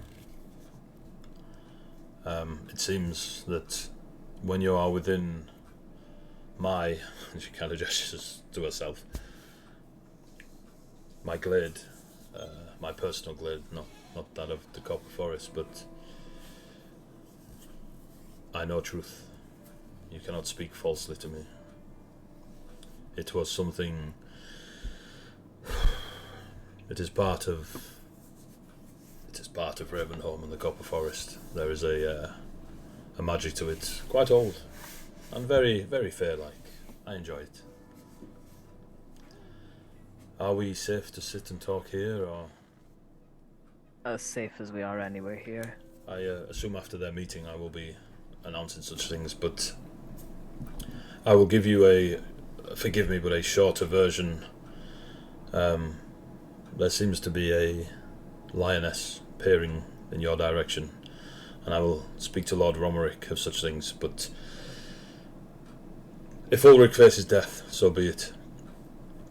Ulrich has earned, is probably not the correct word, but he's done things that deserve death in many places. But I want you to understand that what Ulrich did, there is absolute certainty in Ulrich that it had to be done to save the Red Lady. for, how do I explain it? When the Red Lady was a Jesuit, she refused to let autumn fall. She refused the last fall to take place. She refused to allow winter into Ravenholm. And that drove her away. It drove her into the dark celestial deity that a lot of those of Ravenholm follow. And Ari, I don't know if you're a man of faith, but your pantheon is not as celestial as you believe. The Red Lady is still a very powerful archfey, but one completely lost. And the refusal of the last fall and the refusal of winter.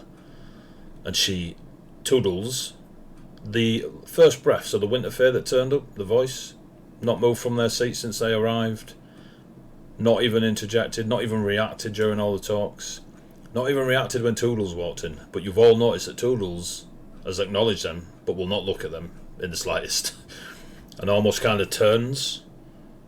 Thank you for the raid, Zulor22. Welcome. And just her body language is to keep that first breath, that Winter Fae, out of the way.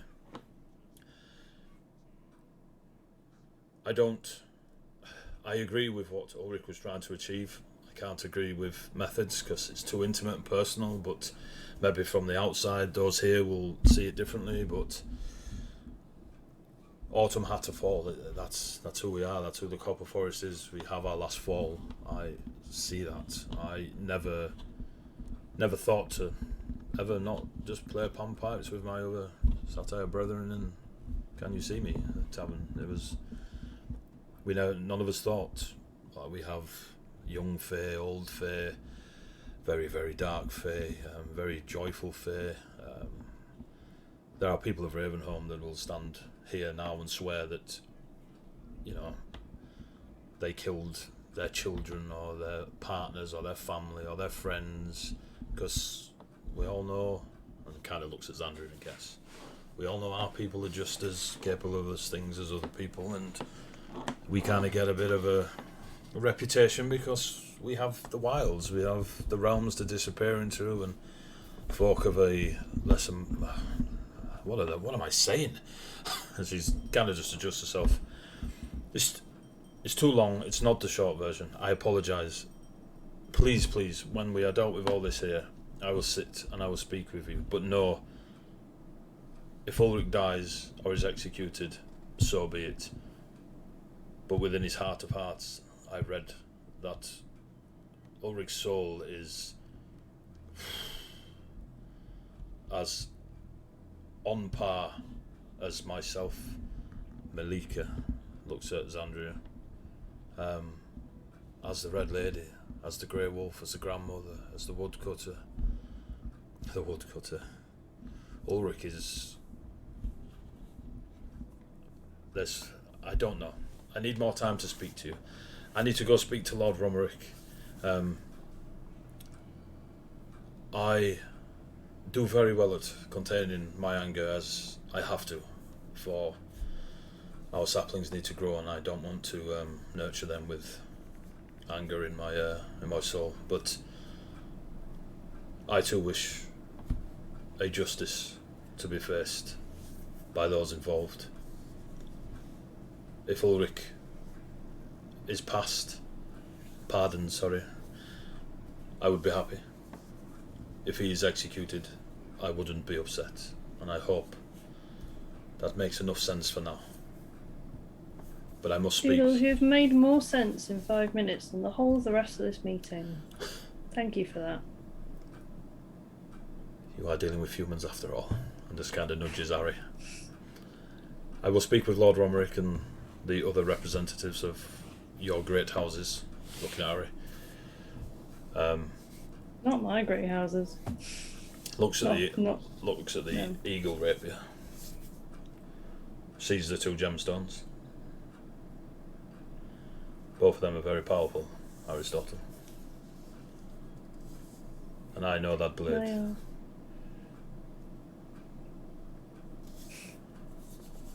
You will have a choice, but I will leave that for now.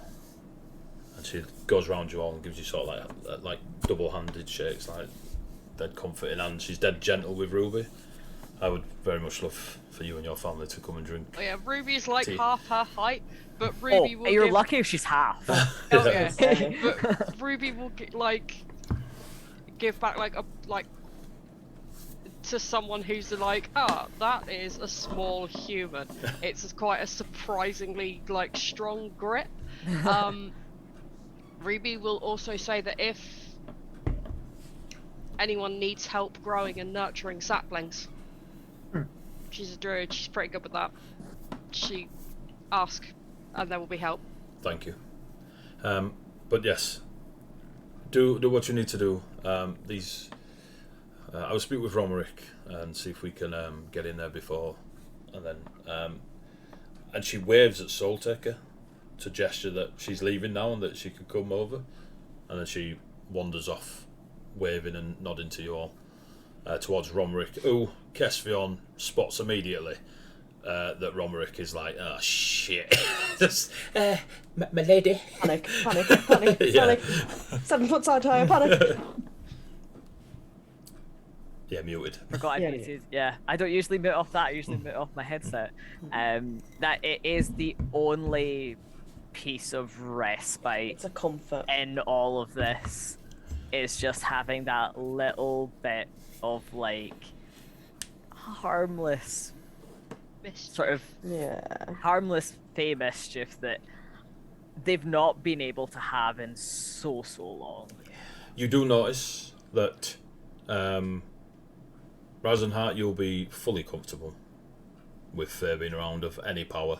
You're half in that world anyway, just in your head. But yeah, the comforts there. Burramund, similar to yourself, your entire existence, you don't get that from high-ranking folk. You just get on with your job. Corbin, you two up yourself. You don't care who she is. Garina, you're very respectful for those that. Especially Romerick shows respect to. You're very good friends with Romerick, and Soultaker is entirely up to yourself. But the party no longer has a 7-foot archfey satire talking to them. I'll have been sort of standing back, talking briefly to anyone that kind of approaches me, but almost always, once that conversation's over, and it won't have lasted more than a few minutes, just looking back at Sapphire. Pointedly, kind of standing, leaning against a chair or the wall, and just staring. Yeah, once Toodles heads off, Sapphire's gonna glance over at Soultaker a couple of times, see if she's heading over, and if she doesn't, then he'll head over towards her. Yeah, she'll wait for him to come to her. And he walks over, and there's a moment where he's not quite sure how to greet her, and then he just hugs her. She kind of stops as if she wasn't expecting it, and then gently hugs him back and just says, we have so much to talk about. Yeah, this isn't the first you I've seen in these past months, which is a weird thing to say out loud now that I'm saying it. I can imagine, but as much as I would love to spend time catching up, there are very important things that we need to talk about. Okay, you said Viconia was at risk. Yes.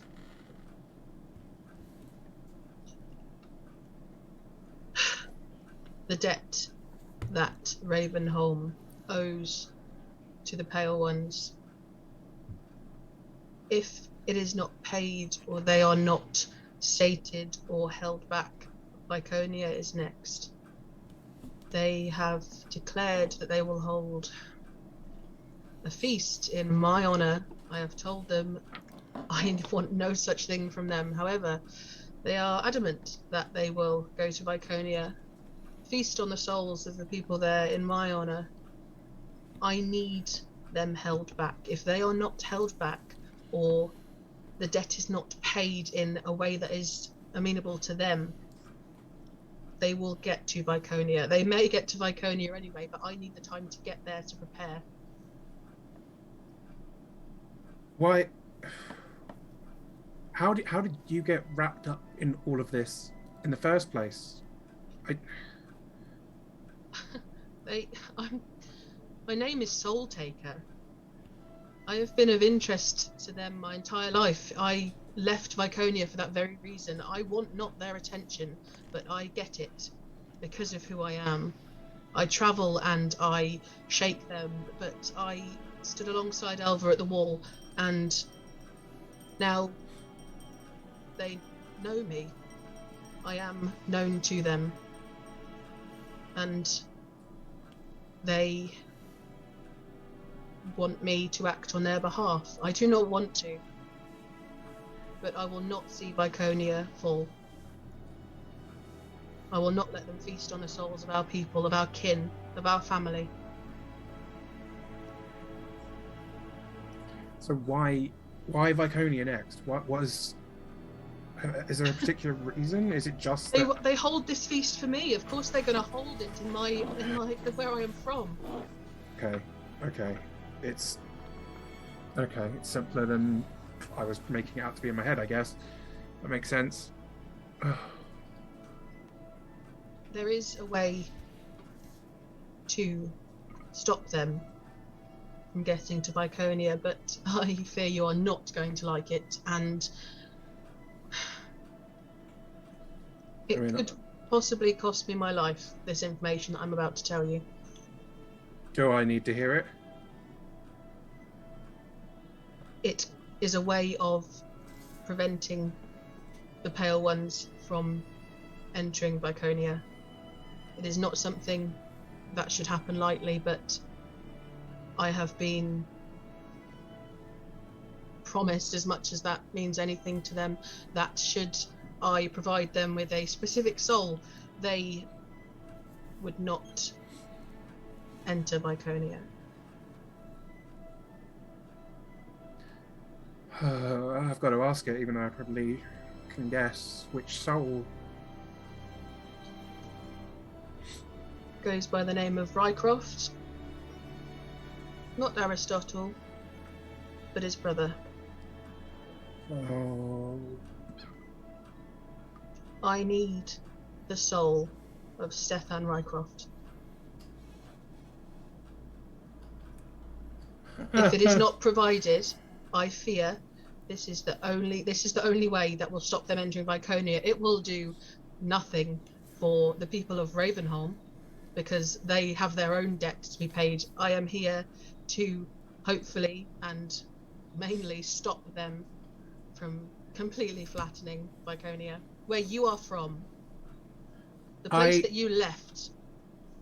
No, there may be a solution here actually that works for pretty much everyone. My friends and I have recently come back from a place where we encountered multiple reality versions of Stefan Rycroft.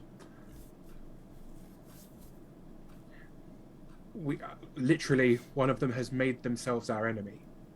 Do all of them have souls? I haven't looked, but I'm assuming so. We have fought some. They were very powerful. They were very capable, and one of them was a bigger dick than the rest of them. But we have met other Sebastian Rycrofts.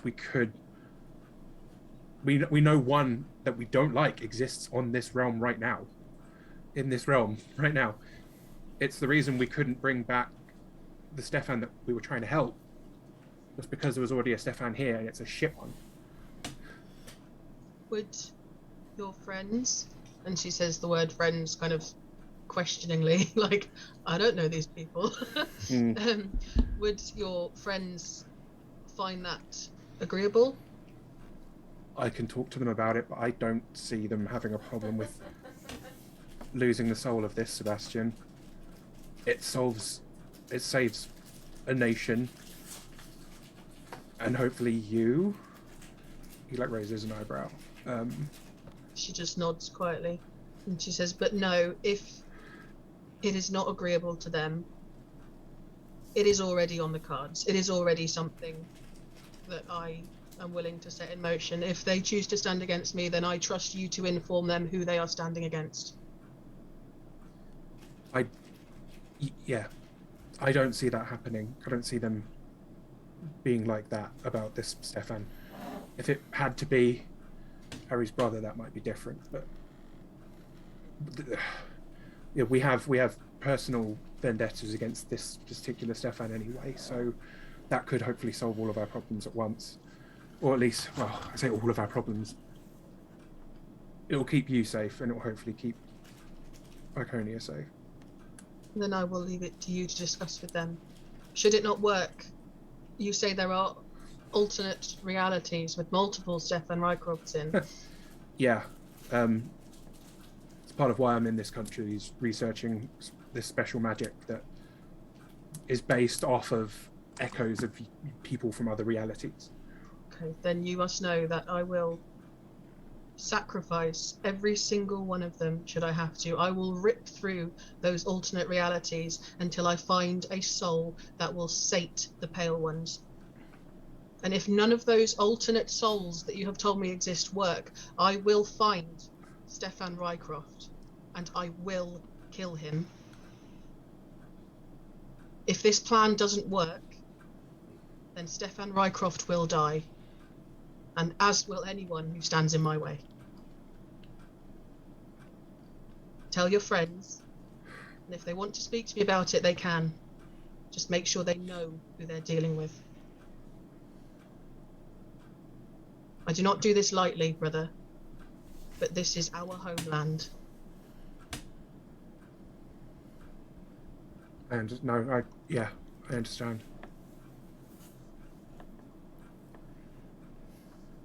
And she just sits back and she sort of puts a hand on his shoulder and says, "But it is good to see you."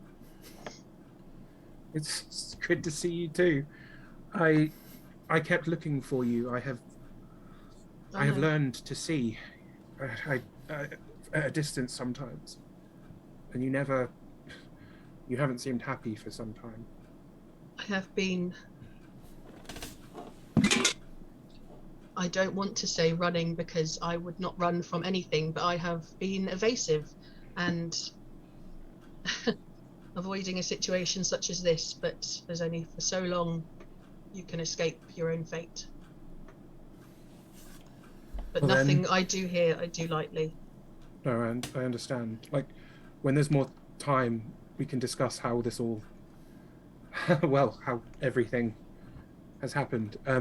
But for now, I'll make getting that Sebastian Rycroft my priority. Stefan. I meant that. What did I say? Sebastian. You're all 10 minutes. already dead! Sebastian, Stefan, I'm like, how That's many? Granddad. No, that's the dad that died. Grandpa.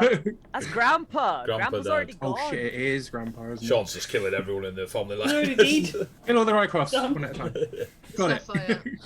I want nothing more than to sit down and talk with you about everything. There is so much to talk about, and seeing you here has filled my heart in a way that has become alien to me.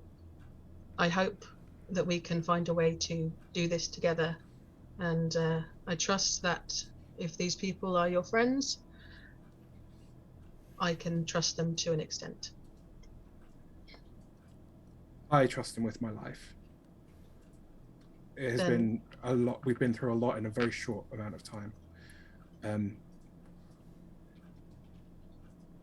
Yes, I will talk to them. I'll explain. And I think we were wanting to deal with this Stefan anyway. So, if that's what they need, that might work out well for all of us. She just lifts the back of her hand and sort of strokes your cheek really gently, and then turns and walks away. You see Soul Turker walk up to Elva when she walks away. They're out of hearing distance, but that's where Soul Turker heads. Like, the party can see that Sapphire's like, if they've looked in his direction, his ears are like flattened. Sad cat. He's a sad cat. So, question for players and NPCs alike. Before the meeting is called back into discussion, do any of you wish to talk to one another or somebody else, etc., etc.? I'll go around you all. Ruby. As Sapphire walks back to the group, Ruby will just cheerfully go, "Oh, did you give your sister the potion?" The potion's not for where my sister is from. The potion is for the people of Vey. Oh, okay. The Tabaxi of Vey. My sister and I come from Viconia originally. Oh no, I know that.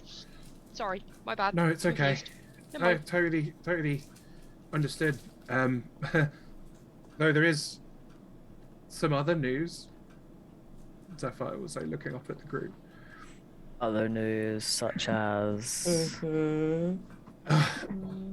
So, I've been telling you the bits and pieces I've seen of Soul Taker as this has been going on, as I've been meditating and trying to keep an eye, as I've seen through the realm of souls, all of it. Yeah, they are these pale ones, these demons are looking to get some kind of revenge. I mean, you know what we do with fiends. They seem to, because of Soul Taker's help, want to come for Viconia. And they want to eat the souls of our nation as well as the nation of Ravenholm. I'm so sorry. Hence why she was saying that. Yeah, that makes sense. They would, however, trade that for a single soul that they wish for. which would be not that one from the lilies by any chance. That would. Incredibly easy. Sapphire kind of. I'll hand Harry. deliver it personally. No, they wanted Stefan Rycroft.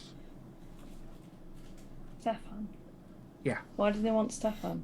I don't know. They want Stefan's soul. I mean, he is incredibly powerful, Larry. Yeah. Do they want to torture it for all of time, or do they want to use the power? I'll be honest. Did not ask that because my mind immediately went to how to save my sister and my people, and also not go after Ari's brother, who I'm very fond of. Well, he's trapped currently. He is. But we have a spare. We have a Stefan here that we need to get rid of. So that he can excellent. come Then back. we'll just set them on him. That was what I was hoping too. The only issue is if they want his power. Is that power we want to In their aid them in hands. getting? But if they want to just rip it into tiny, tiny bits for all of time, then I say we let them have it. A large bell is rung, and you hear a call across the Great Hall. 5 minutes before we reconvene. Yes, I suppose that's information we need to be privy to before we just hand over the shitbag that is dickhead Stefan. Yeah. That's still my brother. This one isn't. From another realm, from another time and place. Besides, He's we not your saw brother. some visions of ourselves from these other realms. It's not like, you know, there's versions of me that are assholes too. Like Versions of me that are definitely assholes. What are you talking There's about? a version of Which me you that was a an arsehole? cannibal. I knew Andrew was And- going to say it about one of us. Let's not forget the 3 versions of ourselves that we killed. I'm sorry, what? Oh, You were protecting Stefan in the top of the tower in the realm of echoes. There was an evil me, an evil Ari, and an evil Sapphire. It's a bit interesting. Evil. Got a bit cross. alternative. Another bell. 2 minutes till we reconvene. Either way, it'll be a close call between the souls of an entire nation and what damage they could do if they had the power of a wizard who knows the echoes. That would be infinite souls. And I don't know if you remember the amount of incredibly powerful magic. Like, I don't know a huge amount about it, but Well, then My we need, God. if that's the case, then we need to figure out something else, because otherwise they're going to rip Viconia apart, and they're going to hold my sister responsible. All You those need to get that bitches and the information lilies off are gonna her. get. Yeah. I'm so quite happy to give them Ravenholm.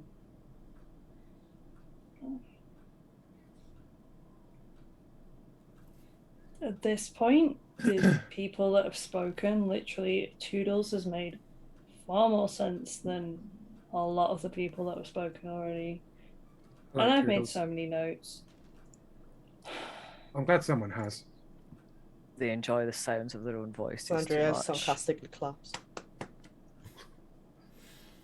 1 minute till reconvene. Is there anyone else we need to grab quickly before they start back into it, or? No, but we can't let them just scrape out of this using Ulrich as a scapegoat. Yeah, they could. No. Absolutely that's agree not with that. happening. Absolutely agree. NPCs, is there anything you wish to do? I would like to imagine that I've actually spent most of the time sort of lurking, not really talking to anyone, watching the crowd. Blending in, like the 6'9" Tempting to blend Robocop. It goes further. I would like to be holding a plate of jelly, just looking at it, and that's what I've spent time doing. Examining This is the why- ways. You are just such a pure soul. This is why I love I Garina rescind so my much. comment. I rescind my comment of just let them have Ravenholm. They can have everyone bar you. Yeah, no, we have always loved We're taking Garina. this one with us. So, Ryzar, you said no? You didn't wish to do anything further before the reconvene? Yeah, not anything specific. Berman? Berman's muted. I will Do some look push-ups. mainly look uncomfortable with the attention. Be it good or bad attention I'm getting from the soldiers and the surrounding nobles.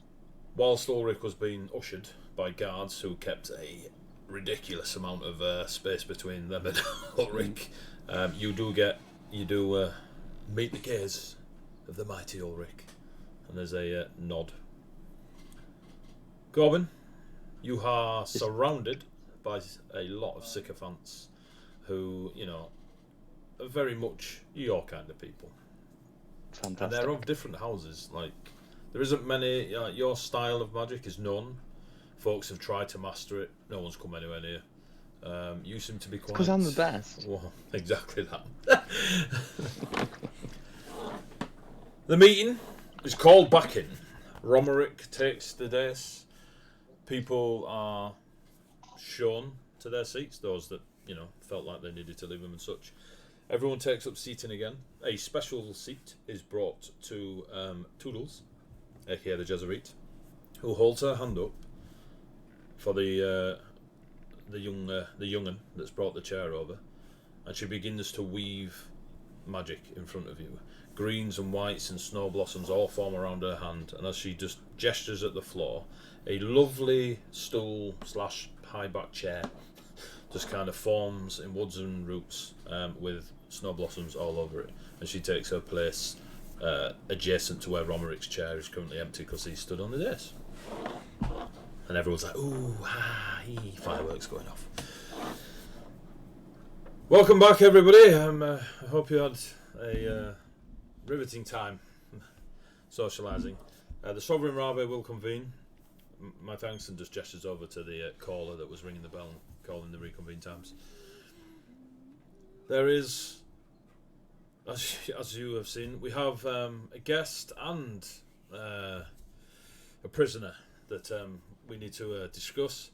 The guest is Jesuit of the Copper Forest, the Archfey of Autumn. This is the Jesuit. Please, and he kind of again keeps his head down as he's looking towards the Jesuit. Ruby is seriously debating. Go, sorry, who? Does Toodles. Jesuit not have a name? So is Harry. I was like. Harry wouldn't. No. Like you're in your old school element. You know how dangerous that can be. Oh no, he definitely Yeah. wouldn't, but he definitely wants Yeah. to. He's definitely Fair, with fair. I'll give the you rest that. of I'll them give you that. on, I want to do this, but I know far better. So Toodles looks at you lot and then forms roots and vines couple of steps that walk onto her table and then down the other side into the middle area, and she just walks over the table, looking at you lot. She walks up to... You can take the mischievous satire out of the forest. But and she walks up to Romerick. Everyone around the place could obviously see she was quite big, but now stood next to Romerick, he unfortunately looks like a very, very small person. And she stands and just taps around the dais that she stood on, and there's a bit of a small plinth in front of her where Romerick had parchment and such, and all these, again, small little vines and snow blossoms just kind of reach around, and she makes it very much her dais. You lot instantly see that she's doing a bit of bravado. The amount of time she spent with Akarian, you're not surprised. She's got that element of, just push and prod. Jezerit, and his head's down again. The audience is yours. And he kind of shuffles, half trips, and gets back to his chair. He looks at the steps, and then goes out the gap at the back in the circle and moves round to his chair. Hello all. I'm the Jezerit, Archfey of Autumn. She's like looking, and everyone's just staring, absolute silence. The soldiers are really uncomfortable. Everything they've been told about Fae, most soldiers live simple lives. Stay off the roads, and they're given all the hyped up stories. Some may hold truth, but again, campfire stories. And the music's actually quite nice for Toodles. But you see Merry and Pippin run past, and they be pals. Yeah. I come to speak to you as a representative. I come to speak to you as the Copper Forest. It's mine now, and none of you are welcome without my permission. Yes? And she just looks around everywhere. Your people have destroyed it. Or at least this time round. Your champion, Ulrich Steinson, you call him. I will add, is a formidable foe and one I would respect in any battle. But I don't like his methods. And his methods took away my home for as long as I can remember. And the home for many of my friends, my family, and the in-between. What is left is horrible and terrifying. The magics you have used, and looks across at Corbin, and you don't recognise Toodles, Corbin, but there's a recognition in your direction. The magics used are, well, if you ask me, you cheated. You should have, well, I don't like it. I don't like losing. However, we lost. I have a job to do now. I have some saplings that I need to look after. For you uneducated folks, that means baby trees. And baby trees grow into big trees, and big trees grow into forests. And you will once again fear the Copper Forest. Or, if you ask nicely, I will let you to walk the Copper Forest. That gets a raised glass from the sips. For Ulrich's actions have meant that the Copper Forest will no longer grow in the Feywilds. It will grow in Ravenholm, in the realm you call the Material Realm. You will be able to walk it. You will be able to leave your paths, if you are brave enough. And she kind of looks at a few people, and the ones that immediately react and cower, she holds her gaze longer on them. You, players-wise, you are half expecting her to turn and wink at you, but she's holding the charade as long as she can. I come here now to ask that you accept the Copper Forest as a province within Ravenholm, and not a magical place that you fear. That when the Copper Forest grows and reaches out across your land again, that you see other Ravenholm people, and not those that some of you have said are squatting, or some of you have said don't belong here. Ravenholm does not exist without the Copper Forest and Autumn. an autumn does not exist without you people of Ravenholm. I don't know if you've noticed, but your lands are quite rainy. And again, she looks at those that are fearing her and stuff.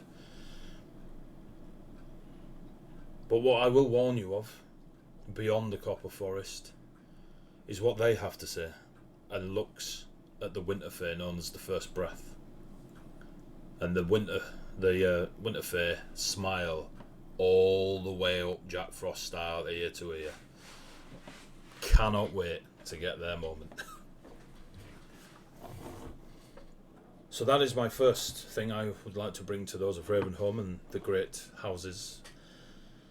The second thing is Ulrich Steinson, and my copper's worth of opinion, and I can see some of you don't care, but you're very small.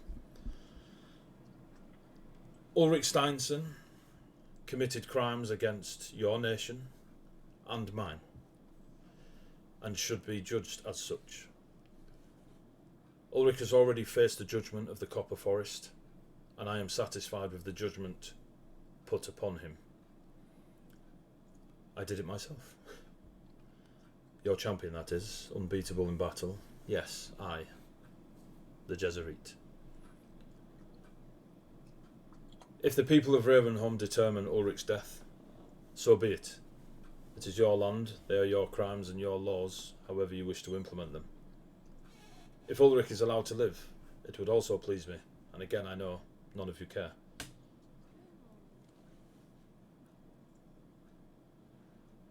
Just stares for a moment.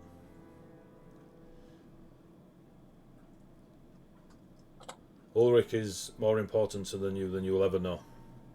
He's responsible for more of you taking breath than you'll ever know.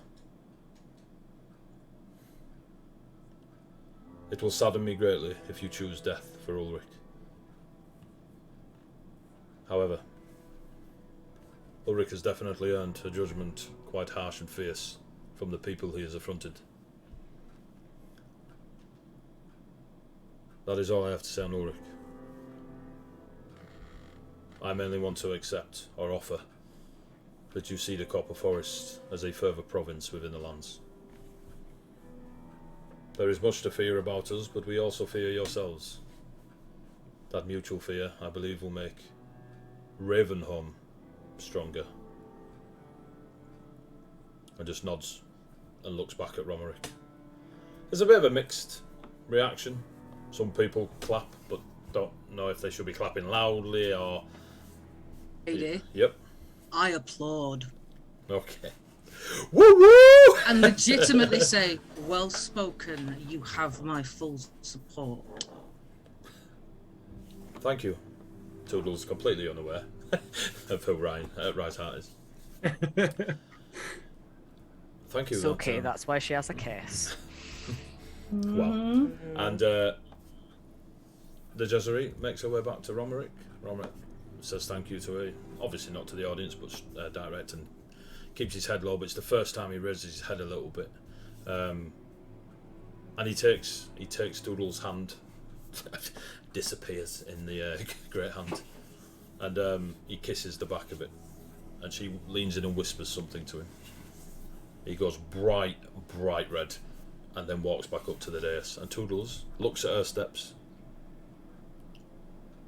makes them disappear as all the little snowdrops just turn into white butterflies and flutter away. The vines disappear, and she just sits on the table, like where her seat was. She just sits on the table, facing, as if she's part of the meeting, but she's sat on the table facing him. There's a few people like that trying to, and they shift the chairs a little bit to look round the very last Saturn. Thank you, Jesuit.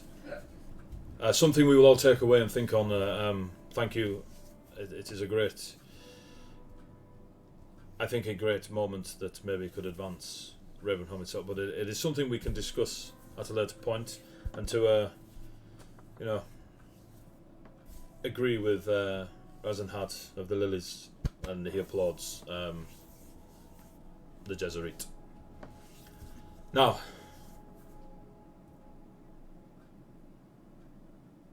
Ulrich Steinson, and he turns. No guards with Ulrich. and Ulrich walks from the back. He's allowed to walk. The guards don't walk with him. You notice that the vines that were around his wrists, these autumn leaf vines that are around his wrists, are now around his shoulders, his neck, under his arms, his legs. Almost like a very, almost looks decorative, but you can see that Toodles has been part of said restraints. And he walks, and there is a silence across everyone. The soldiers are all sort of like moving around. You hear the odd like chafing of armour and stuff. It's so quiet. You hear a mouse fart, and then Ulrich stands at it. And Ulrich makes his way to the dais, where again Toodles has taken away all the snowdrops and wooded effects and such.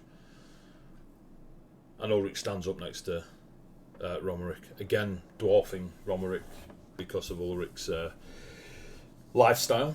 He's a fairly meaty chap. Excuse me. Romerick turns to Ulrich.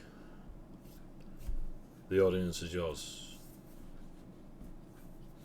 And he walks back to his chair. And Ulrich now looks at everyone.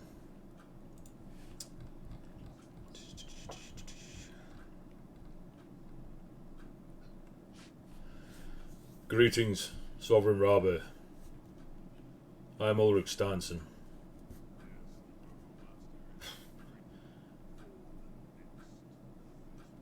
I caused the northern houses to unite. I ordered that unification to take conflict to those of the southern house.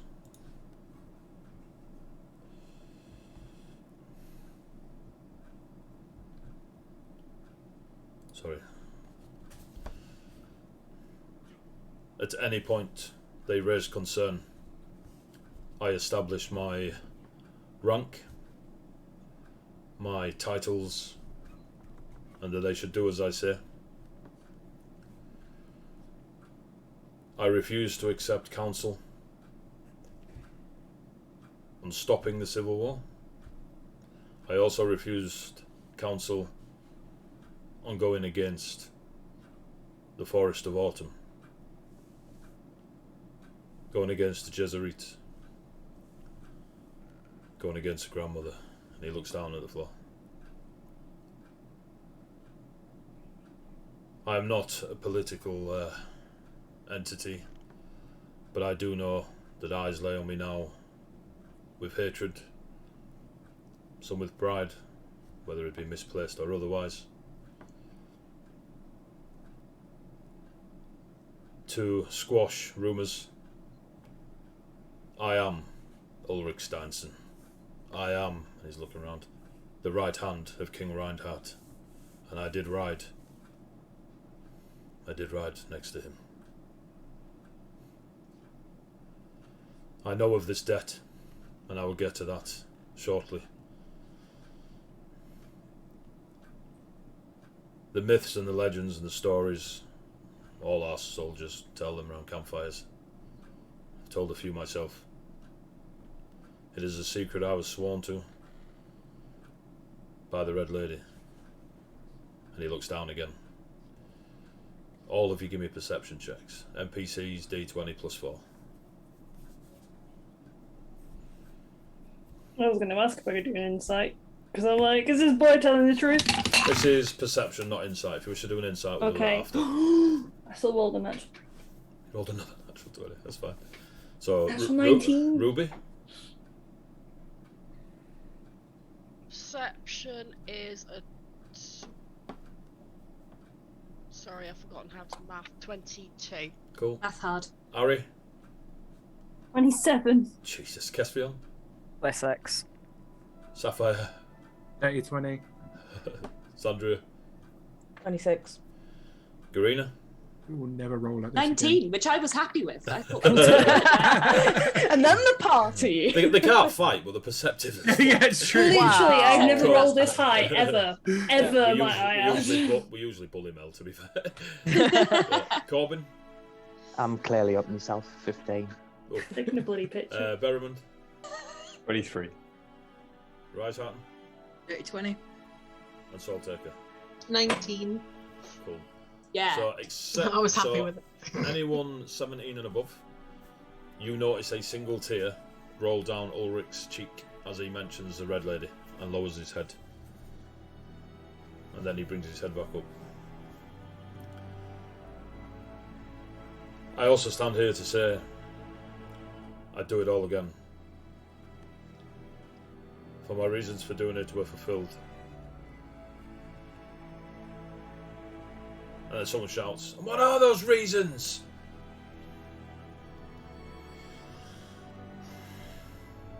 To save Ravenholm. To save Toodles. And he looks across to the Jesuit. To free the Red Lady. There are things... I will not make any further excuses. The House of Tor, the House of the Red Lady, and the House of Lilies. I forced them. The Paladins of the Hooded Wolf. I overrode their commands. They should not be held accountable for my actions. Captain Berrimond looks across at you. You showed mercy and honour to those not of your blood. You are a fine warrior. And then one of the guards shouts, "Say it, and we'll make it so." And there's a reaction then.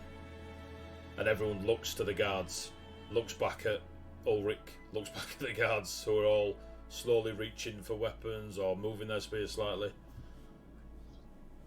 No. Powered by sarcasm. Nice. Thank you for the follow.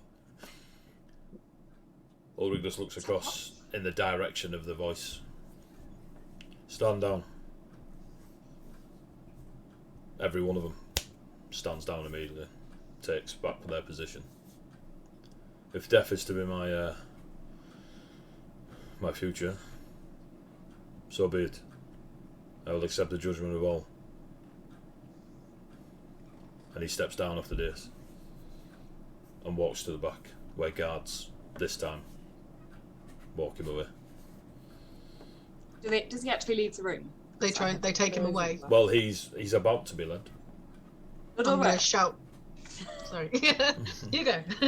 I will also shout, "Stop," and then let Garina talk. We have questions. Yeah. Robert go anywhere. Robert raises his hand.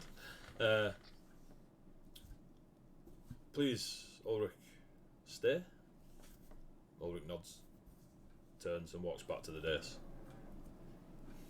2 seconds. Harry, can you stick around? I know you're tight on time. Yeah. Fucking nerd. If you need us to, me No, and Rich can come back. It was just Harry. It was just Harry. It's fine. Just Fine. Harry. Just Harry. So yeah, Ulrich comes back, stands on the dais, and looks Your- towards you, Garina. Sorry. Your defence is poor. There's not enough information about why you made the choices you did. If you wish for a fair judgment, give a fair defence. To save lives. It's not enough information. To save lives from what? The Red Lady. So you were freeing the Red Lady to save lives from the Red Lady, just to make sure I understand this correctly. He looks down at the winter fair. Autumn falls, winter comes. Winter comes far more aggressive than me and a hammer. Is a sentence I will reword 1,000 times. With all due respect to Garina, there is a much more time-sensitive issue here than the judgment of Ulrich. He needs to tell us about that fact. Soultaker, we will get there, but there is a judgment to be given. There is. I do not disagree with that at all. But what has been done, and I respect that. The judgment needs to happen, but this is imminent. There will be more lives lost if we do not work out how to fix this pact, if fixing it is something that we can even do. What There are a lot of pact? My apologies, but what pact? the pact that means that your home, Ravenholm, owes the debt of the king to the Pale Ones. How do you know of this debt? They have asked for it be paid. They are here. Yes. He looks across to Toodles. She nods and gestures for him to carry on. So, the wall has fallen. That's not possible. It is. The wall has fallen. Whilst you were pointing people in another direction, shall we say, attentions were drawn away from the wall. There was not enough people there to keep it standing, and now it has fallen. There is a And you soul need of to a tell us dragon about in the that pact. wall. There is not There a is soul not of a dragon in Soul that of a wall. dragon in the wall. There is... I mean, you lot have seen Ulrich before. There is panic in Ulrich's eyes. Why? What and he's now frantically looking back to Toodles, who is sat up, and she's kind of just keeps gesturing him to continue, and you can see a bit of sadness on Toodles' face and eyes. Romeric's looking confused. A few of the others are looking confused. You can't. Looks once more at Toodles, and she this time speaks. You must tell them, Ulrich. You must. King Reinhardt dreamt of an empire. You all know our histories. The Pride Mountains, the Highlands of Tower, heroes roam, all the way across to Vitoria, at least on the borders. We went as far as, and it starts just nodding in, obviously to directions, because that's what people do. The Ravenholm Expanse, which is a large swampland north of Ravenholm. We nearly made it into Tengavalu, but Reinhard made a mistake. He assumed the hearts of those lands would fight tooth and nail for what they wished, and sought power. He had a visitor. I know not the details. A promise was made, a gift. You all know the stories of Reinhard in battle. Of Reinhard's ability to turn a crowd with nothing but a rousing speech and a poem. The price was a nation of souls. Reinhard promised a nation of souls because that's what he was doing. He was building an empire. Nations fall, souls can be gifted. But it didn't go down like that. Everyone now is like they can't handle what they're hearing, and they're just kind of slumped in their chairs. No one's holding posture. People, even the named NPCs, are leaning a little bit closer, intent on this information. Diplomacy worked. The nations fell in line. They agreed with Reinhardt. The great wars and battles and stories you hear are just that, campsite fires, small skirmishes of a few. The pact was done with a fiend. Again, I know not who. Their collectors, or what they call themselves, are the Order of the Pale. Unbreakable in their path.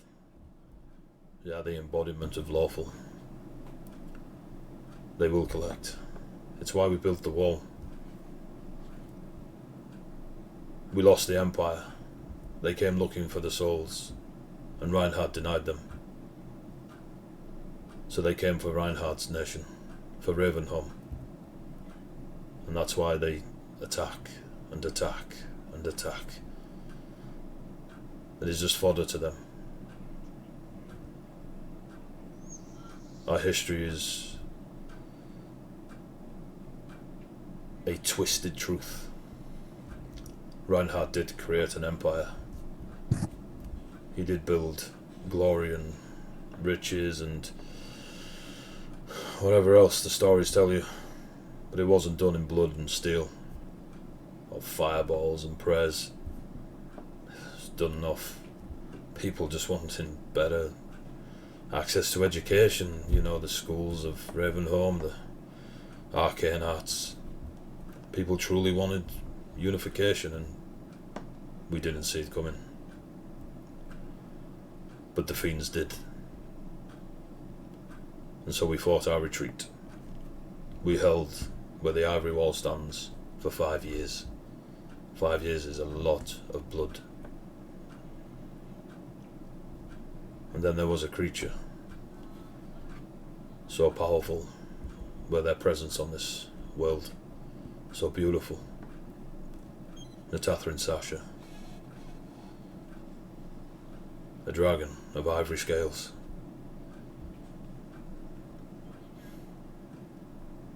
It was too late for me to intervene, but Natathrin was invited to help. Natathrin did not even... They answered the message, the call, the invite, the arrangement of an allegiance. And they were tricked. Natathrin, this purest of souls, this entity of power, was bound and sacrificed. There's a lot of all around the thing, all around the hall.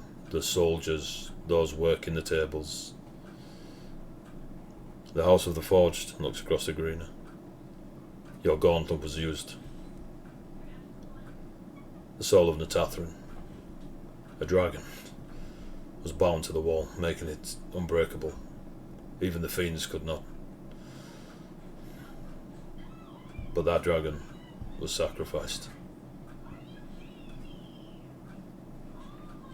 And Reinhard could not face the soul he'd taken.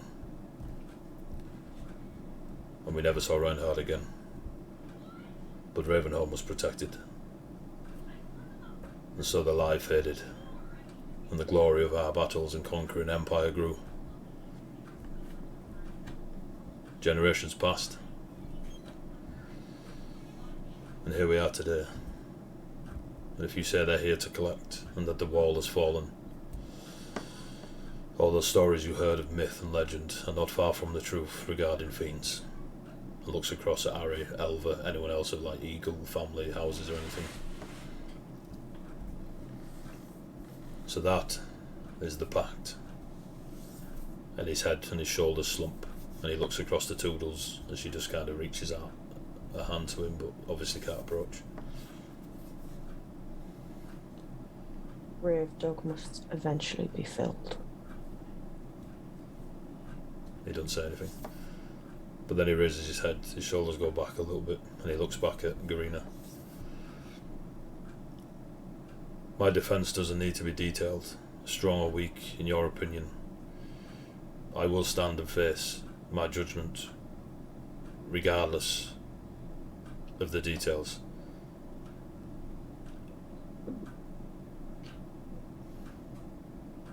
The judgment should be fair, and this news that there are many lies that Ravenholm is based on, you hold a lot of facts that a lot of people are unaware of.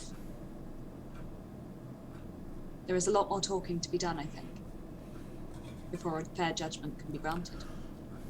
I will answer questions if they are given. Did Harry you will succeed? immediately stand. So Harry stands. He kind of glances down at his blade, and looks straight at Ulrich. You feel it, Harry. Yeah, pretty sure I do. He'll look straight at Ulrich and just be like, you speak of Natathrin and Sasha, and you say you were there. What you speak is, I believe, the truth. They have told me this themselves. You spoke to Natathrin. I did. They will be angry. Who will be angry? Natathrin. They just wanted freedom. How did they get it? Fires that cover his face. At a price. The price The is wall was Ravenhall. already fading. I do have a question for you. What do you know of Arterian? Arterian is a fair creature outside the seasons. A cursed fair, I believe. Not as blind as some think. And it is difficult to explain, but Natathrin and Arterian are in love with one another, but there is no romance and no family love. That it is a friendship of love is the closest I can explain it. Arterian is what Summerfolk call Seelie, or Sunlight Fair, at least when I was a child. Was Arterian still alive when you spoke to Natathrin? Yes. Arterian will want vengeance. Yes. Natathrin will want vengeance. And it should be allowed.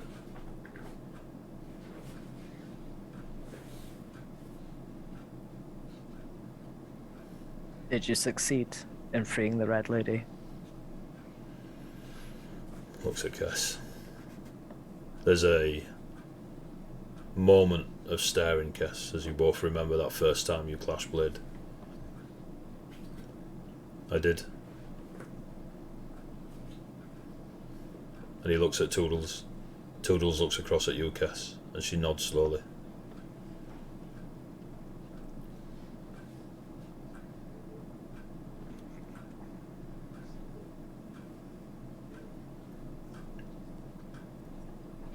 Andrea very slowly pushes her chair back and stands. And then she walks out from behind the table. And she walks towards Ulrich at the back of the room. The guards move, but don't make any move because no commander has said so. Everyone shuffles a little bit. Ulrich just stands there. And you're allowed to walk. Ehrman moves to follow. Again, there's a bit of shuffling, but you're both allowed to walk. As Andrea looks up at Ulrich. I hope everything that you have done, everything you have achieved, has been worth it. And then she walks past him and out the door. As you go to walk out the door, I'm going to say, can we please remain in the room? I have further questions for you. If you are the people who have brought down the wall and have brought death and destruction to, and I'm going to look at the Soul Taker, apparently both of our lands, I would ask that you are all remanded in quite genteel but custody. When Risenharten says that they were, you know, might have had something to do with the wall bringing down, she's just going to look at Sapphire and just shake her head. Risenharten getting her act on again. The remainder of the chill has been posted to an undisclosed location. Your wall was already failing. There was cracks running down it. The Tathrin wasn't coping anymore with what was getting assaulted on her. We went down, and we did what none of you had the gumption to do, and we gave our souls to keep your souls alive. While you killed my brethren in these woods, while you slaughtered our children, we held your wall. Use your words and come to find us to inform us of what we could do? Or did you simply act out of impulse, like people who do not think, like young children? Or did you come to Like find young people children, you I could have seen more assisted? summers and more winters than you could imagine. Oh, no, you have not. As this conversation is going on between Ryzenheart and Kespion, Sandria is still stood with the door open, staring out, not looking at the stuff going behind her. But there is a very, very obvious, powerful fire just starting to seep from her skin. Sandria, as you walked away from Ulrich, as you walked up to Ulrich, give me a perception check. This is obviously a little bit time squiffy. I've got 30 people. Wait a minute. Do you know what? I'll use the dice gifted to me. As long as it's a D20, we're all right. I touched her. I'm sorry. I lost it. It's here. Hang on. It's a night of 26. Cool. We like this dice. Thank you, Bardic Ulrich. Inspiration. Well, apparently I've got the luck now. When you are speaking to Ulrich and saying your piece, you see him slightly glance down quickly with his eyes at your chest. As you walk away and you say your bit, Ulrich says to you, and you hear it clear as day in your mind, "I'll always be there for you." And you get to the door. Sorry. And then Kesfion and Ryzenheart have your piece. And I'm going to call it there. It's 11:15. That's wise. It's 11:15. It's probably wise. We're about to get in a very heated argument. Yeah, I would like if to. you lot could quickly just stay on the call afterwards. AD needs to stat block some NPCs. Yeah, we need character sheets. I think some fighting's about to happen. This one session turned into fucking 7. Right, so we're going to call it there. Thank you so much. You lot in the chat, it's been brilliant. The raids we had, the follows, the subscriptions. Thank you very much. Thank you very much to my lovely random NPCs that give up their Tuesday nights to join in and have this chinwag. It's been great. I was a little bit nervous about it, all a bit too many people, but it went really well. Thank you so much. Players, thank you very much for essentially, coasting through while the NPCs had a bit of spotlight. I really enjoyed it. It was super cool. We may or may not have this going on for a couple more sessions, but we'll let you know, all right? So, thank you very much. We're going to jump off now. Go check out all our sponsors, all that. The links are in the chat somewhere, blah, blah, blah. Follow us on, push the buttons underneath the stream. We've got a YouTube channel. Go to that. You can see the other 55 sessions, what everyone's been getting onto and everything else we've got onto. We're still going to stream over Christmas as long as people are all available. If not, we might throw a one-shot. If not, we might just eat selection boxes and see you in the new year. However, take care of yourselves. We'll see you all soon. If anything, I'll do a stream just to say thank you very much to everyone. But yeah, take care of yourselves. Bye-bye. Love you all. Get some gravy. For now, say goodbye, players. Goodbye, players.